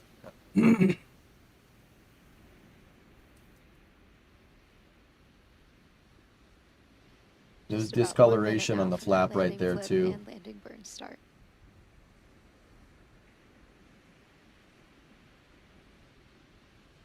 Picture landing on Mars as being 100% complete with what this flight did. At what percentage do you think we're at?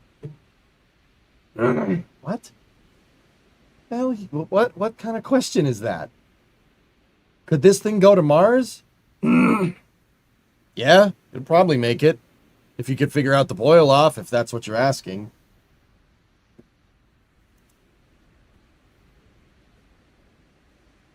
Structurally, we're looking good. Got good pressures in our nose cone for everything. Just about 30 seconds. Again, we're going to look for the flip. So Starship's doing there you its go, belly Foss. flop Nice. right now. We're going to do the flip. Swing out. Let's punch through some clouds first.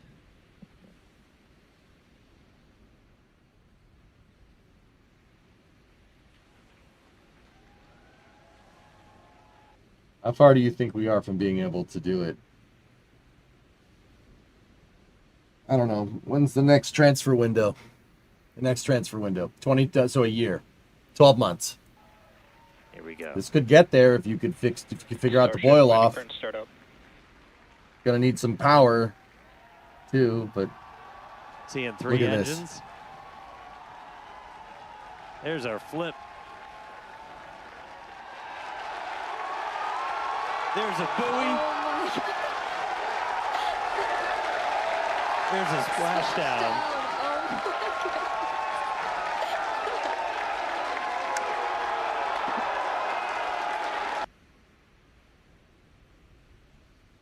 Fox, you were messing around with some maths, and heat fluxes were around 70 to 80 kilowatts per square meter, while Starship's is around 100 to 150. Yeah, Starship's a tank, dude. It can really tank way more heat. I mean, guys, with the shuttle, if you had burn through on the wings like that with the shuttle, that's game over. Discovery, go and throttle up. You're not coming back. This thing doesn't care. That's why I think it's cool. You know, it does not care. It's the next level. Like, dude, there's just a chunk missing. Whatever. No problem. Hey, B0, 56-month resub. Thank you.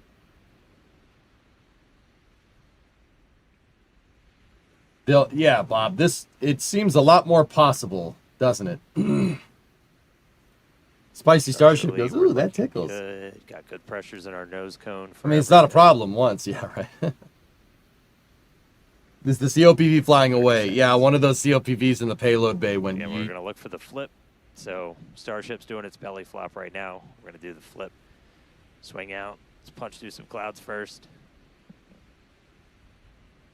I mean, Jackal, it's pretty good, right? Like, she's Discovery, pretty go good, and throttle man. Instant respawn. Thanks for the prime sub, dude. I appreciate you. The amount of damage STS-27 had was nowhere near this, what they did to Starship on purpose, and it nearly was a bad day. That's right. Crazy, right? How the heck did the shuttle guys maintain the structure?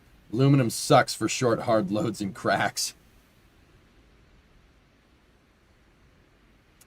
I mean, Sea Kraken, I'm not, dude, this is what I mean when I say the shuttle is pretty good for what it is.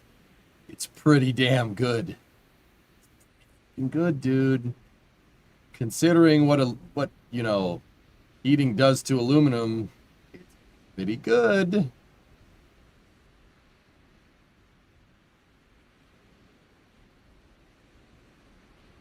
Yeah, Tusaman, yeah. How do they keep it intact? It's a good design, dude. That's how they keep it intact. The shuttle's design is designed to throw plasma, throw it away from the vehicle. That's how they kept the heating down. That's what the RCC is for. It just straight up just pushes it away. Like the shuttle's nose cone to a hypersonic reentry vehicle is what a bulbous bow is to an aircraft carrier. Same idea, only swap hydrodynamics for plasma. Nader, I was told that whatever blew up in the back was called a hard lesson learned, whatever that means. Something broke. My guess is solid oxygen accumulation in a purge line, but that's just a guess. I don't know.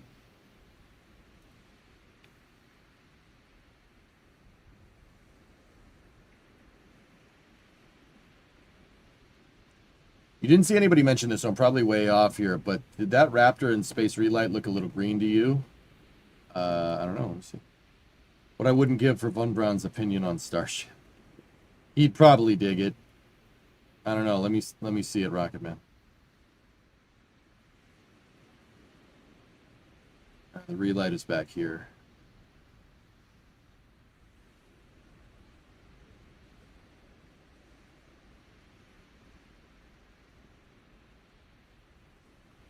Demo gate, so we should be seeing it momentarily. Relight demo startup. And shutdown.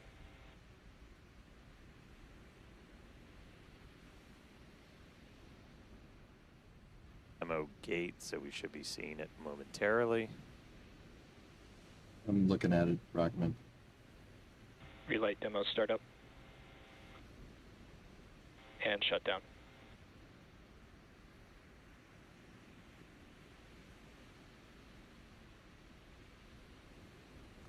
I think that might just be, it might just be the camera, dude.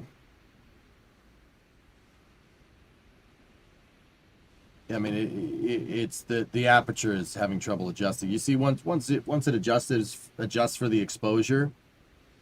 I mean, it looks like it might be shining a little bit of green, but I think it's because the blue is mixing with whatever this is over here, the light from whatever that is. I do see some green though. I would say camera shenanigans more than anything, but at the end there.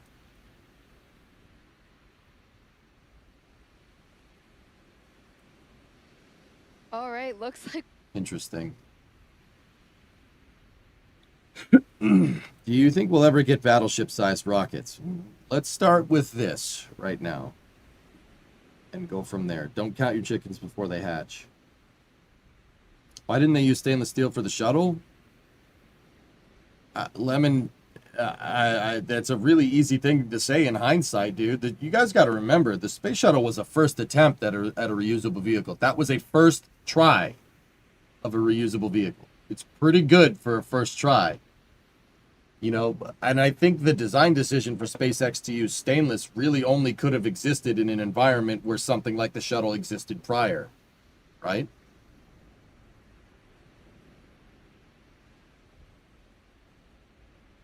It's for mass constrictions. They thought aluminum would be the best one to do it. They'd make it like an airplane, right? Well, what else are you going to make it out of?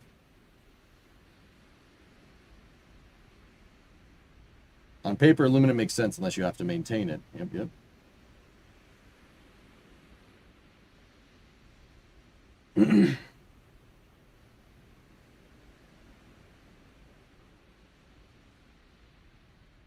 You compare the Relight with Flight 6.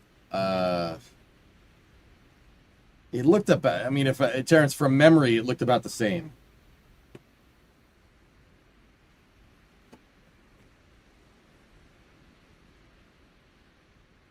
Yeah, Lemon, like, dude, that was state of the art at the time.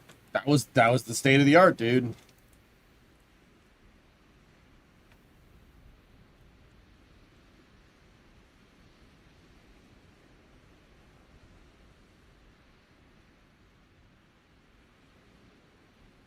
An amazing first reusable vehicle, but given the data on stainless, it seems like it would be the better call. Maybe with another SRB to counteract the mass losses.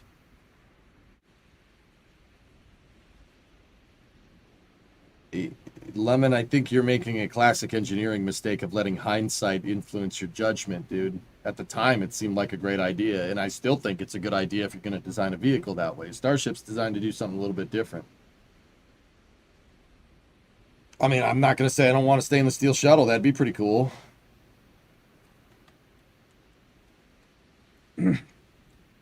Looked it up. Technically, the shuttles are ship of Theseus. After a flight, certain parts that exceeded hours of operation, they took out a structural part and replaced it.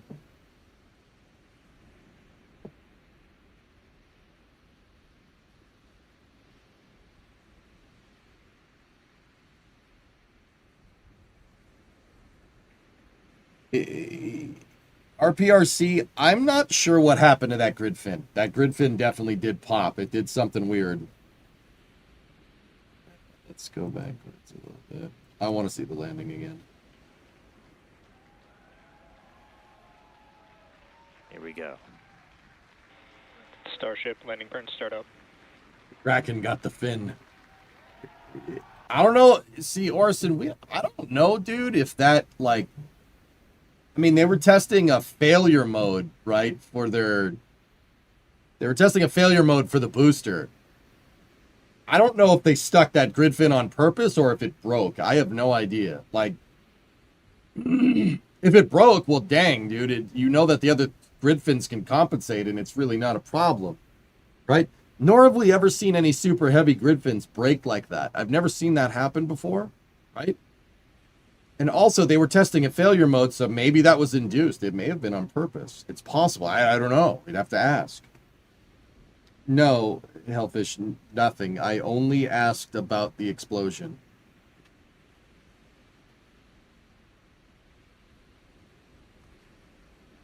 KPM, you're mostly blown away by the TWR on launch. This isn't the Saturn V. Slow and steady. This thing gets up and goes. Yep. Please tell me you've slept for at least 8 hours. I got enough sleep. Does that count? Seeing 3 engines. Other than the PEZ dispenser and shuttle payload bay doors, what deployment systems do you want to see on Starship? Neutron fairings? No. No, I don't want neutron fairings. I think the chopper fairing on Starship makes no sense. How are you going to put payload in it? Shuttle payload bay doors are the best designed for vertically integrating payload into a vertically stacked vehicle. No, I've been very vocal about this for a long time.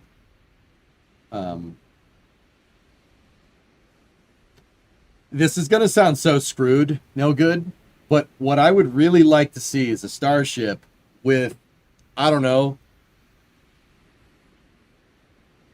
let's say a payload bay that's maybe like 9 meters long, maybe 10 meters long, right? And then a crew compartment in front of that, and then the header tanks up in the front.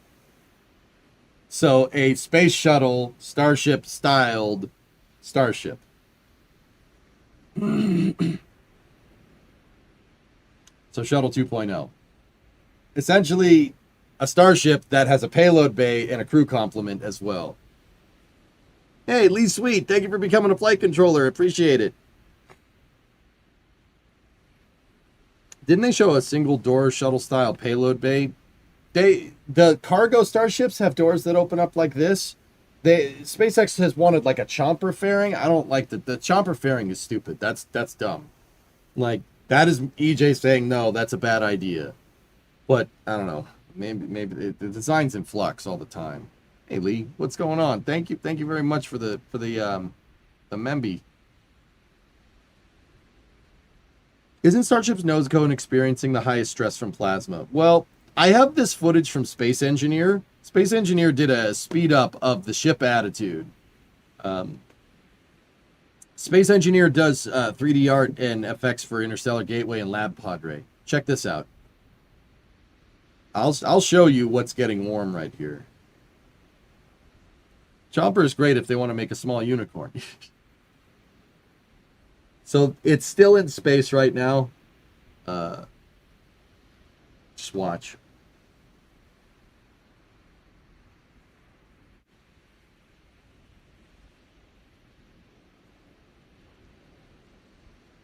So right now is basically when it got up to entry interface right there. So, guys, re-entering like that, this is the hottest part right here, right where the curve starts. That's the hottest part. That is it's a tie probably between here and right there, which once again explains why the back of the flaps decided they didn't want to be there anymore. I'd say right here and right there is where it got the hottest. Now, pause that for a second and let's look at this thing. I want to see this thing when it comes down on buoy cam. So look, you could see right there, definitely got pretty toasty. I mean, we could see the tiles. Whatever's there didn't even...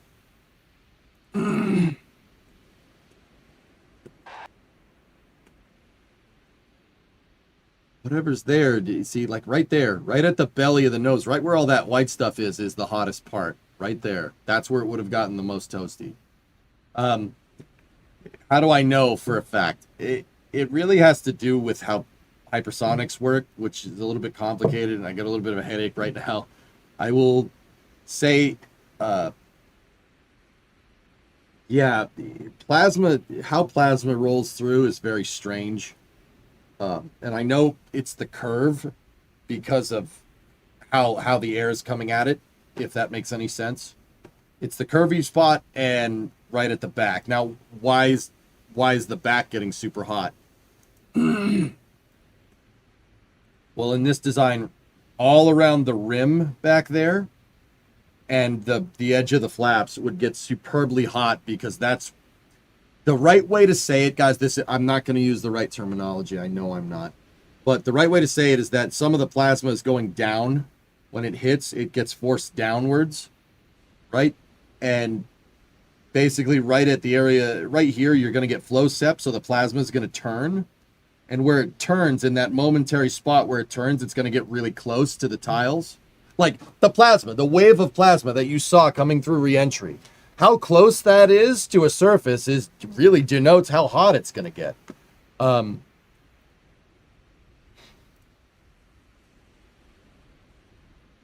Like, if we go back into the re-entry where they showed a lot of entry interface right there. See that? That's what I'm talking about. See the flow? See what it's doing? If you look, the plasma is coming up. Now, right there, that wake, so to speak, is coming off the bottom of the ship. But you see how you have you have a wake here and you have a wake here, and it gets really, really bright down there because you do have these wakes, the plasma, because the thing's re-entering like this, the plasma's kind of getting forced down. Like, once again, I'm not using the right terminology. I know I'm not. But So you see it's superbly bright down there. And these areas right here, note that the plasma, even though the wing is moving it, right, it's not touching the wing. See how far away it is? But it gets really close right there around where the flap is. How close that plasma is to the surface really would denote how hot it gets. And because the front nose cone curve of Starship, right, where the nose cone starts to taper inward, because that's like out in front and it's changing the angle, right? And plasma doesn't really like to turn. You can kind of tell it likes to go straight. Like when you have plasma flow, it doesn't really like to change direction, right? The nose cone is really where you're gonna get the plasma kind of closest. That in the very back. I mean, once again, you can tell right there. You have a lot of plasma flowing down the flowing axial down the vehicle, right, and getting to the end and kind of dispersing off from the flaps right there. You see that? So it's all kind of. The other interesting thing about plasma is that kind of accumulates, kind of stays there, unless you have something to like kind of push it away. So it's going to accumulate down the bottom in a stagnation area. That does happen too. Like once again, if you know hypersonics, I am not the best at this. I know I can visualize how the plasma works, but I don't know the right words. Yeah, close, but I have to read more on hypersonics. But right there is really where it's going to get hot. Right there and right there because it changes shape. That's the right way to say it, I guess.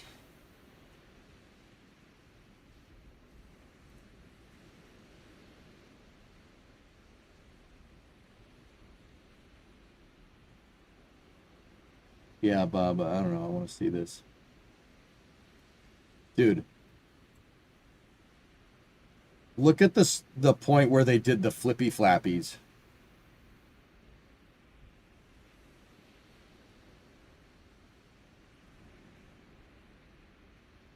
Why does plasma look cool? Because it is. Dude, they S-turned that thing. Look at that. Those are straight up S-turns, dude. That's really cool, man. Discovery, go at throttle up. Is it the hottest place because the plasma hit it at a straight angle? No, not necessarily. Do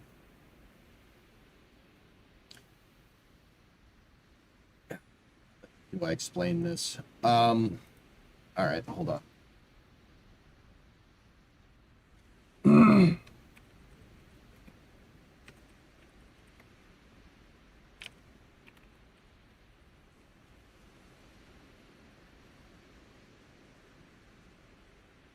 All right, here.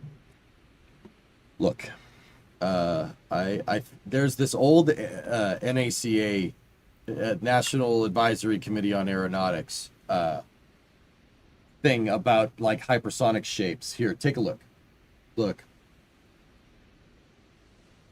So Starship. All right. Which one looks like Starship?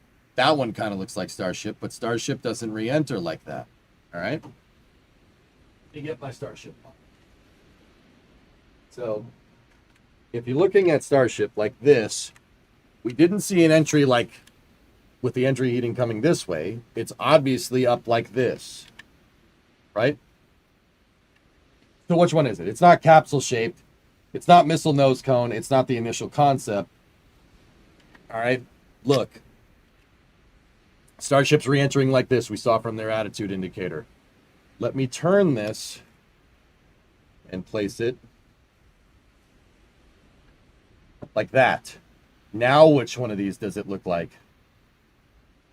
Blunt body concept. See what I'm talking about? Now remember what I said about see these dark lines right here? That's where the plasma is. You have a stagnation area in between them. It's basically where air gets super compressed, and that air gets super compressed and superheated, and when it gets superheated, it ionizes and it turns to plasma, and then it gets shot out the sides. These little, these black lines, these expansion fans, right, are also little minor shocks of plasma going out from different areas. Now, remember what I said, plasma doesn't like turning. So most of the plasma with Starship's design gets shot out to the side, right? But look at where it gets warm. See the armpit? This proverbial armpit of this, look, you got plasma building up right there. Right around where your flap would be, right? Right, and because Starship doesn't re-enter perpendicular like this, it's re-entering like that. So instead of getting this shape, right? Instead of this shape, you're getting that shape. So what's going to get hot? Not really the nose cone, right here. That's where the plasma is going to be closest to, right? And then right there. Does that make sense? Like, once again, I got to go word better with this stuff, but that's the general idea. Their guidance systems are amazing, Paul. It got right to the buoy, dude, with cross-range capability. But see what I'm talking about? So this is disrupted air, which is you can see this exact phenomenon in the footage, which is what makes this so cool. You can see the disrupted air; it's right over there. There are obviously no runways or other human. The reason why it's disrupted is because of the vent, the purge lines. So you could, it actually shows exactly what you see in that. This is called the Schlieren image, right? You could see the air disruption. If you turn this and lined it up and put it next to the Starship flight test footage, it's the same thing. Look. To help See? us out. Isn't that cool? We are doing propulsive landing instead of more traditional means such as parachutes, and propulsive landing enables us to have more rapid reusability. Does that make sense, guys? Like, this is hypersonics, and hypersonics are difficult. And usually I can explain this better. I have a awful migraine, and I'm powering through it because I want to talk about Starship because it's damn freaking cool. So, like I said, when it's re-entering like this, the nose cone is going to get toasty, but right here, right there, where the curve is, that's going to get superbly freaking hot. The reason why this isn't going to get hot is because when plasma is going to get up against this, it might go up over the top a little bit, right? But it's mostly just going to go around because you're 90 degrees to your hypersonic flow. So it's just going to go around it, like in that Schlieren image. This part is going to get really freaking hot, right? Right in this area here. And I don't think that's any secret that SpaceX had a bunch of thermal protection system tests right here on the taper from the front of Starship, right? Now, with this design as well, down here, right where my fingers are, is going to get like really freaking hot. Because all that plasma, when you're coming in, all that plasma is going to get forced down. And a lot of it is going to go down and around, right? But some of it is going to get forced down and around down here, like that. And it's going to try to go up. It's going to try to go out to the sides, right into the armpit of the fin, which is why you're seeing burn through over there.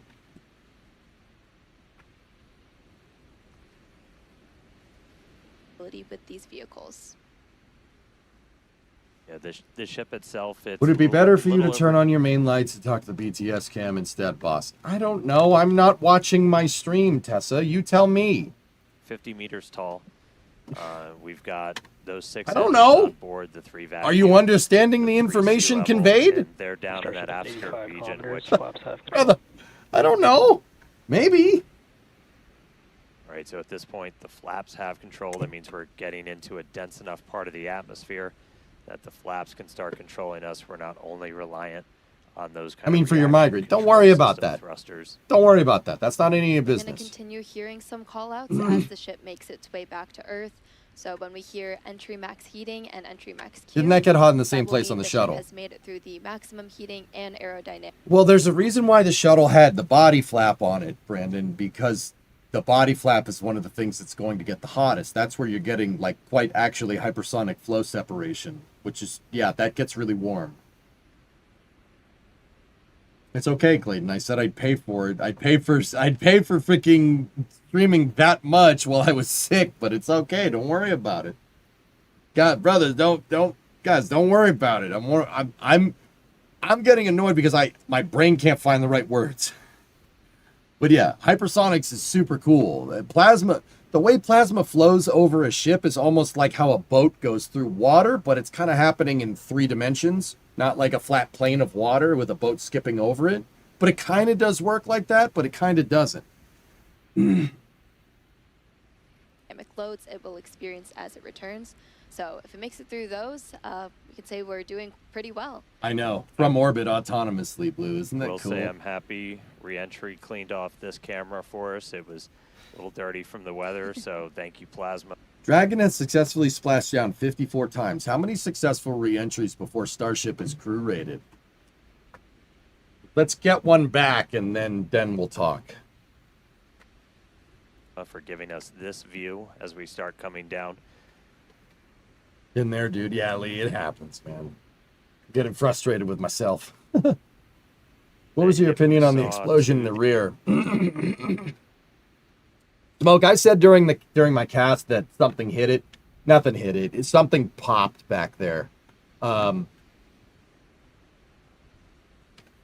usually don't do this, but I asked one of my buddies that works at SpaceX. I asked about that, and all I got back, and the guy's cool with this. He's cool with this being said publicly. I'm not going to say who, what, where, when, or how.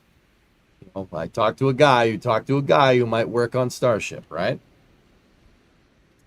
All I got back from the dude was, oh, that was a hard lesson learned, but don't worry, we got this. Won't happen again. And I'm like, okay, so take with that information what you see fit. It was Elon, wasn't it?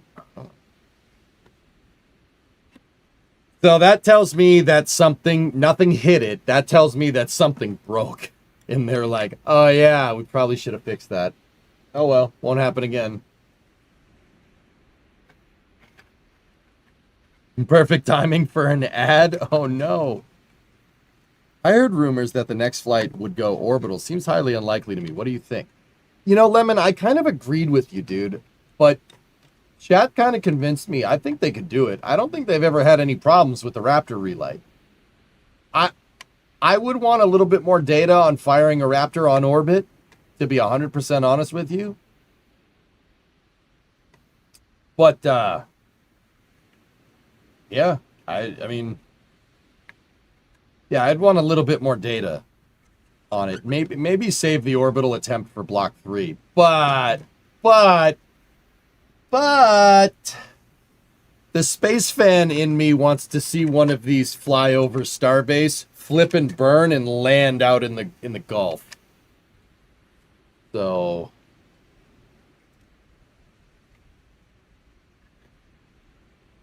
no.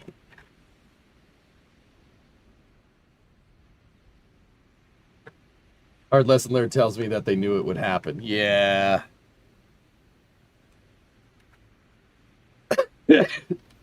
Does the current license allow for orbital flights? James, that's a very valid and pertinent question. I don't know, dude. How much extra could SpaceX learn from an orbital flight versus the current profile? Well, Bino, one, they could get the ship back to a point where they could actually, like, relatively quickly examine it. So that might have something that might be better. Like, oh, I agree with you. Landed back in the USA. Yeah, that would be pretty cool. But I don't know. We'll see. Can you go back with the flip and burn? What's with the yaw? Due to flap damage, instability, winds, both? I don't know. Let's take a look.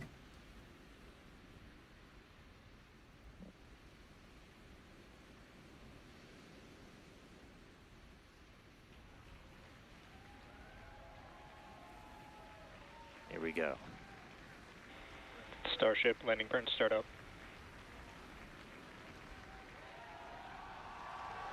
Seeing 3 engines. There's our flip. I don't see any yaw going on here. What are you talking about? Do you think they're ever going to get permission to catch it at Starbase? They would have to fly over the country. Yeah, I'm pretty sure you'd have to fly over a country to land it anywhere. Just before engine ignition. We're going to look for the flip. So Starship's doing its belly flop. I think the right landing now. burn was Do late. the No, flip, Pratesh, it looks right. The landing swing burn out, looks right to punch me. through some clouds first. The Starlink boilerplate's re-entered.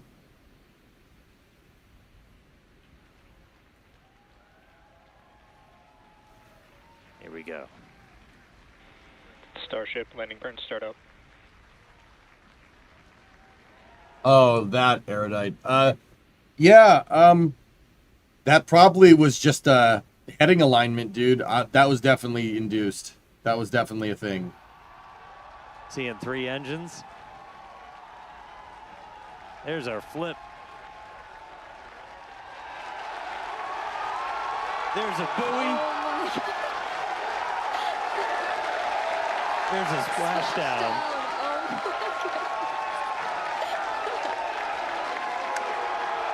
Dude. What's the white at the top of the heat shield and the orange on the bottom? Now, that's the $6 million question, Hermie. I have no freaking idea. We've speculated that that is the iron oxide deposits from the metal tiles that ablated off.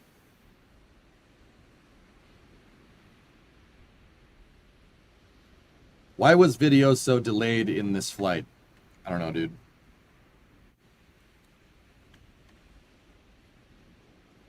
As an Australian, I give permission to land Starship in northwestern Australia. There's bugger all out there. They should do that. They should land one on land. Paul, that would be really cool. You think they have a 360 cam on that buoy to get a full landing video? Yes, absolutely, Pelly Joe. Yeah, that's my guess, right? Solo, well, since Boeing isn't building a competing project and SpaceX isn't a foreign country, do you think you'd have to worry about the supersonic over land ban that was basically just to keep the Concorde stuff as less profitable as possible to protect Boeing's potential competitive plane? Solo, so fun fact, that the rules on supersonics got rewritten very recently. Yeah, there's no more supersonic ban. No, I'm not kidding. The guy that works for Boom Supersonic, Blake Scholl, the CEO, he went to the White House and he started talking to the president about this stuff. No joke.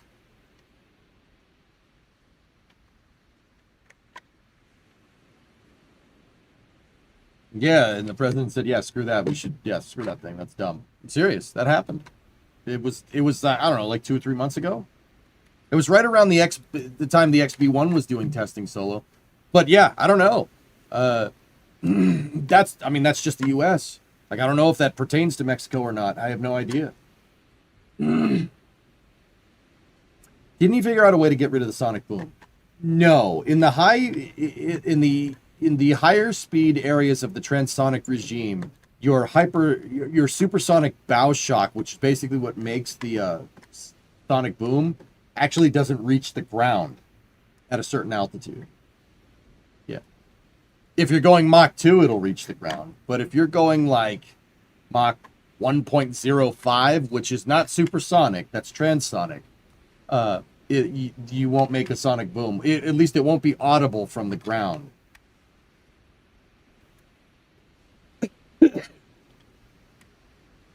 The baby boom plane, the XB1 is what it's called, Yogbin.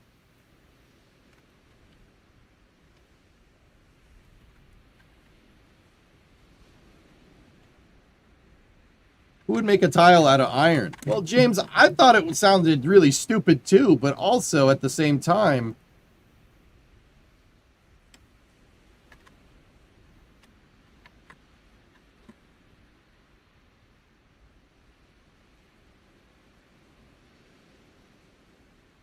there's an interview with Boom's founder. He's kooky. Yeah, he's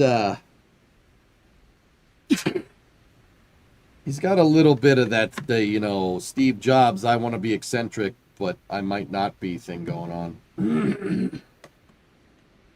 Bill, my guess is it's from the tiles, dude. I went into the stream not knowing for sure, but this picture off of I'm not sure who made this picture, but here's a picture of the thing landed, like in the landing footage, right, versus it sitting on the pad, right, and the shapes pretty much exactly match. So the tile ablation, I think, is what caused the orange, but it still is wild. I'll admit, dude, I've never seen anything like that.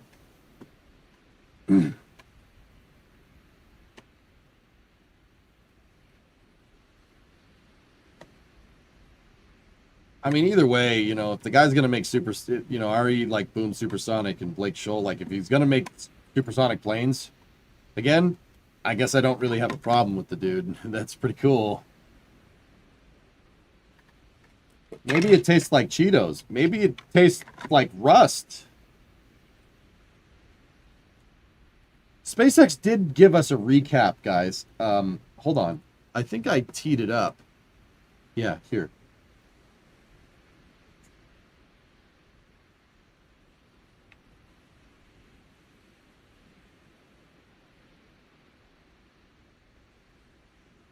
Starship's 10th flight test lifted off on August 26, 2025 at 6:30 p.m. Starbase. Taking This is space. I'm in Guard. space. Taking a significant step forward in developing the world's first fully reusable launch vehicle. Every major objective was met, providing critical data to inform designs on the next generation of Starship and Super Heavy. All right, Strange and Scary. See you, buddy. Hope your head feels better. Yeah, I won't go for much longer, but yeah, it's good little space news stream. Flight test began with Super Heavy successfully lifting off by igniting all 33 Raptor engines and ascending over the Gulf of America. Successful ascent was followed by a hot staging maneuver, with Starship's upper stage igniting its 6 Raptor engines to separate from Super Heavy and continue the flight into space. Following stage separation, Super Heavy booster completed its boost back burn and put it on a course to a pre-planned splashdown zone.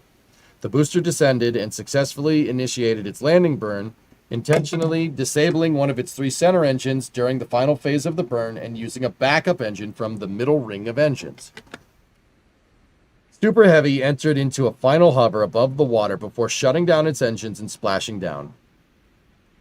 Starship completed a full duration ascent burn and achieved its planned velocity, successfully putting it on a suborbital trajectory. The first in-space objective was then completed with 8 Starlink simulators deployed in the first successful payload demonstration from Starship. Vehicle then completed the second ever in-space relight of a Raptor engine, demonstrating a key capability for future deorbit burns. Moving into the critical re-entry phase, Starship was able to gather data on performance of its heat shield and structure, as it was intentionally stressed to push the envelope on the vehicle's capabilities. Using its 4 flaps for control, the spacecraft arrived at a splashdown point in the Indian Ocean, successfully executed a landing flip, and completed the flight test with a landing burn and soft splashdown. Over the course of the flight test campaign, success will continue to be measured by what we are able to learn. And Starship's 10th flight test provided valuable data by stressing the limits of the vehicle capabilities and providing maximum excitement along the way. Cool. All right, not much of substance in there, to be honest, but it was still awesome.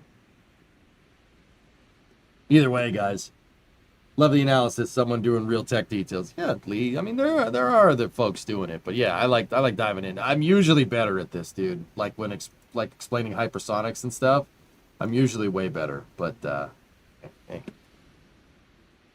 I've been sick this whole freaking week, dude. Either way, it was pretty awesome. Also, somebody stabilized the buoy cam. It did the thing.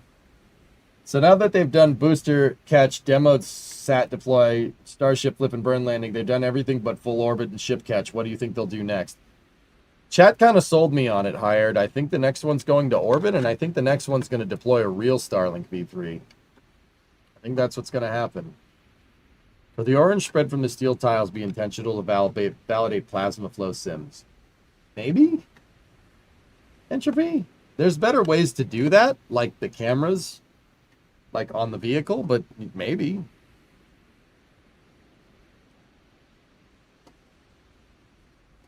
It's possible.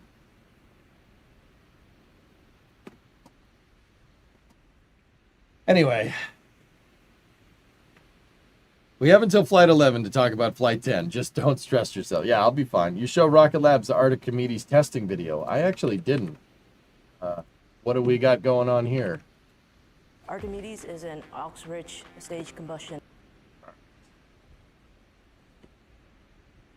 engine. There are 9 of them on stage 1. The stage 1 engine is capable I hope so, Sea Kraken. of 5,000 pounds of thrust, and on stage 2, it's capable of 200,000 pounds of thrust. You go from essentially standstill to 100% throttle in a second. And you've got valves opening and closing, gases purging, ignition sources opening and closing. Amelia, The pump goes from Stop. 0 to just under 30,000 within that roughly 1 second period.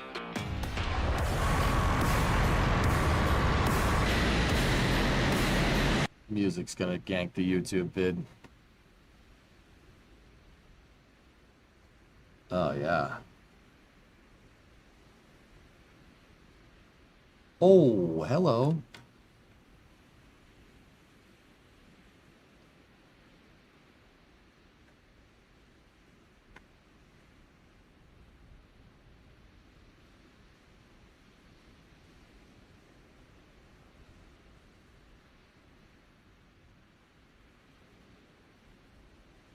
I think they're going to jerry-rig it for Flight 11 again, Smoke. Look at that, dude. Quite a time. Starship getting closer. New Glenn actually acting like a potential competitor, and new stuff from Rocket Lab. Yep.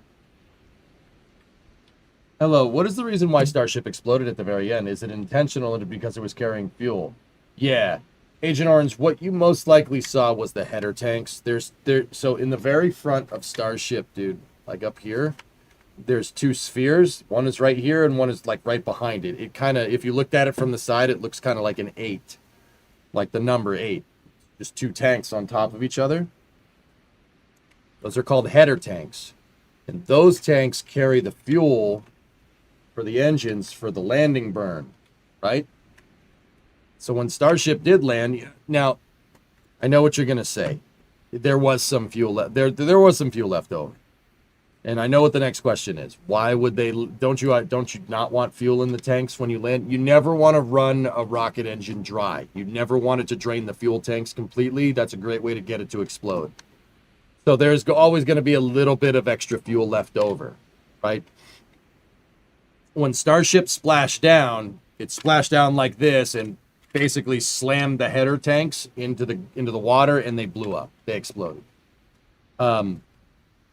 Yeah. The main tanks probably are still fine, if I had to guess. If I had to guess, when this thing popped, it probably blew the front of Starship off. And I'll bet you the tankage and the Raptors are probably okay. But, I mean, who knows what they're going to do with those. But yeah, good question. Good question.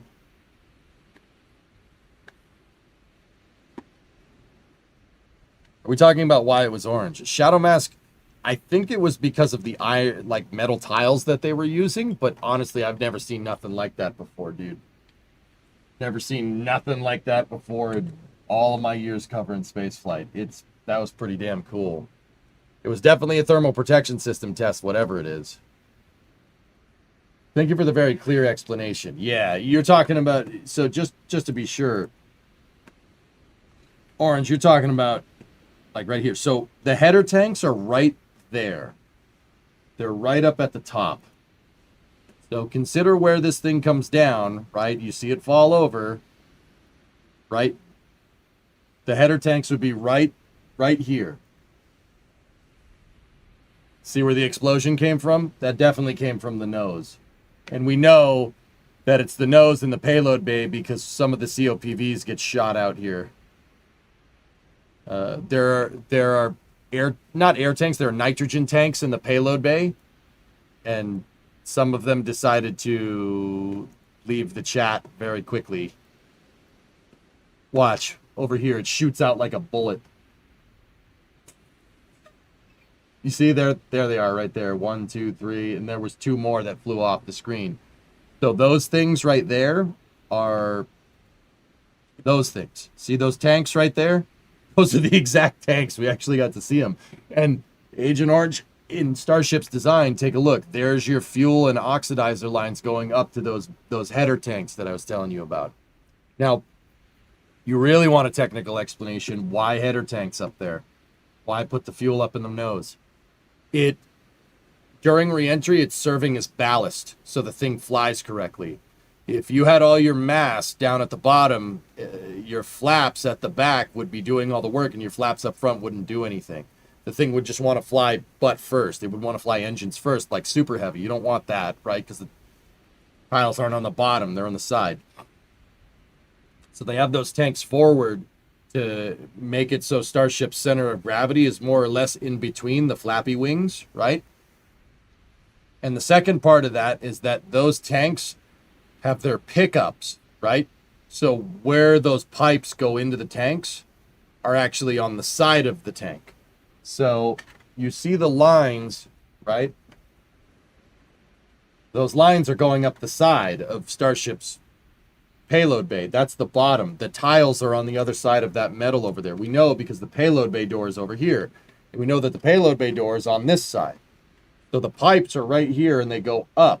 And they go this way and they actually turn and they feed into the tanks this way. They feed into the tanks sideways. Now, why? Why would you do that? Well, that's so when Starship is flying like this, right? Gravity will push fluid down into those pipes over there, and you can start the engines to flip and burn. That's why. Actually, the pickups are kind of 45 degrees. They're kind of more like this. Like you could see how it goes in by the pipe up there kind of curving. They're not like perfect, but they need to you need to be able to feed into the engines correctly. If your pickup was like this, when you're flying like that, you're not going to be able to feed fuel into it. All the fluids will go to this part of the tank, not where the pickup is. That's why. That's why there was still fuel in the front of the thing and why the front of the thing exploded when it hit the water. What I'm trying to tell you is that the front fell off. Don't worry, it's been removed from the environment.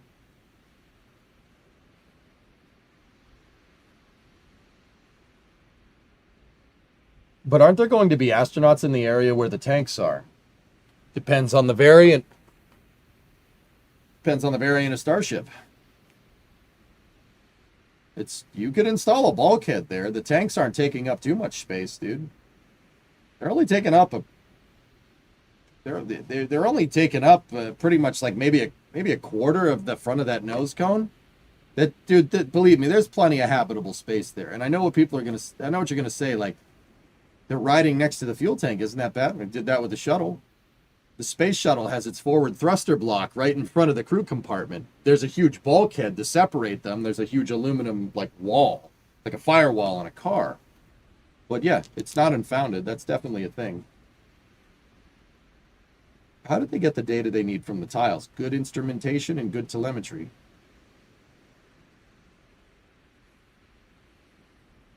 They have other ways to... There are other ways to... Oh, God. Combos. Why are you guys doing this? Did you see the tweet from SpaceX where they had a render with shuttle payload bay doors? I did. Yeah, yep. Yep. Super Draco's on Dragon. Yeah, that's a good point. I sent you how to turn them off. Yeah, like I've done that in the time that between now and the last stream, and man, all I've done between this stream and the last one is sleep and drive Ernok to the airport. That's it. You can ask Bree. Slacker. Man. Listen, I didn't know if you read it or not. Did I not reply to you, dude?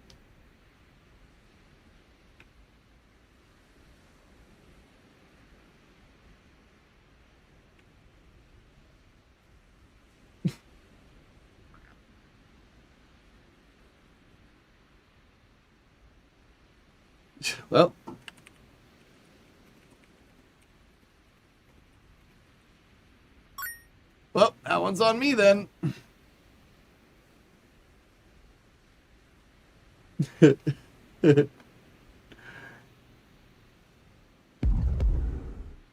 That. Yep. Yep.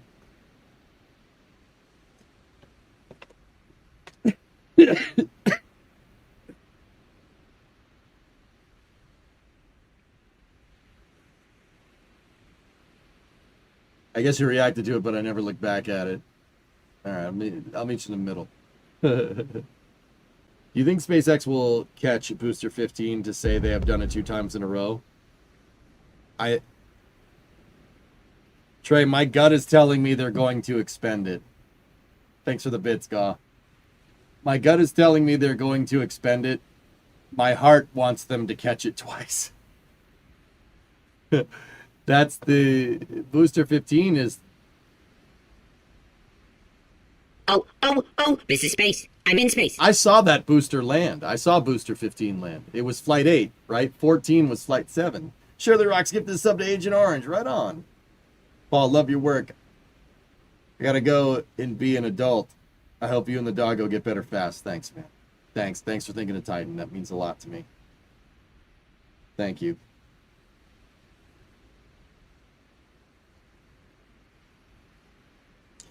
All right, guys. This was fun. I hope you guys enjoyed my headache-induced analysis.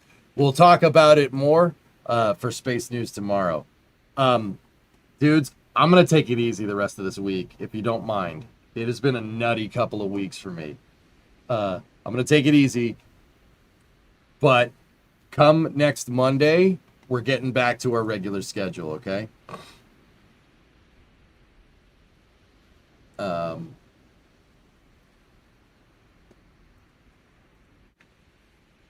Yeah, regular schedule starts on Monday.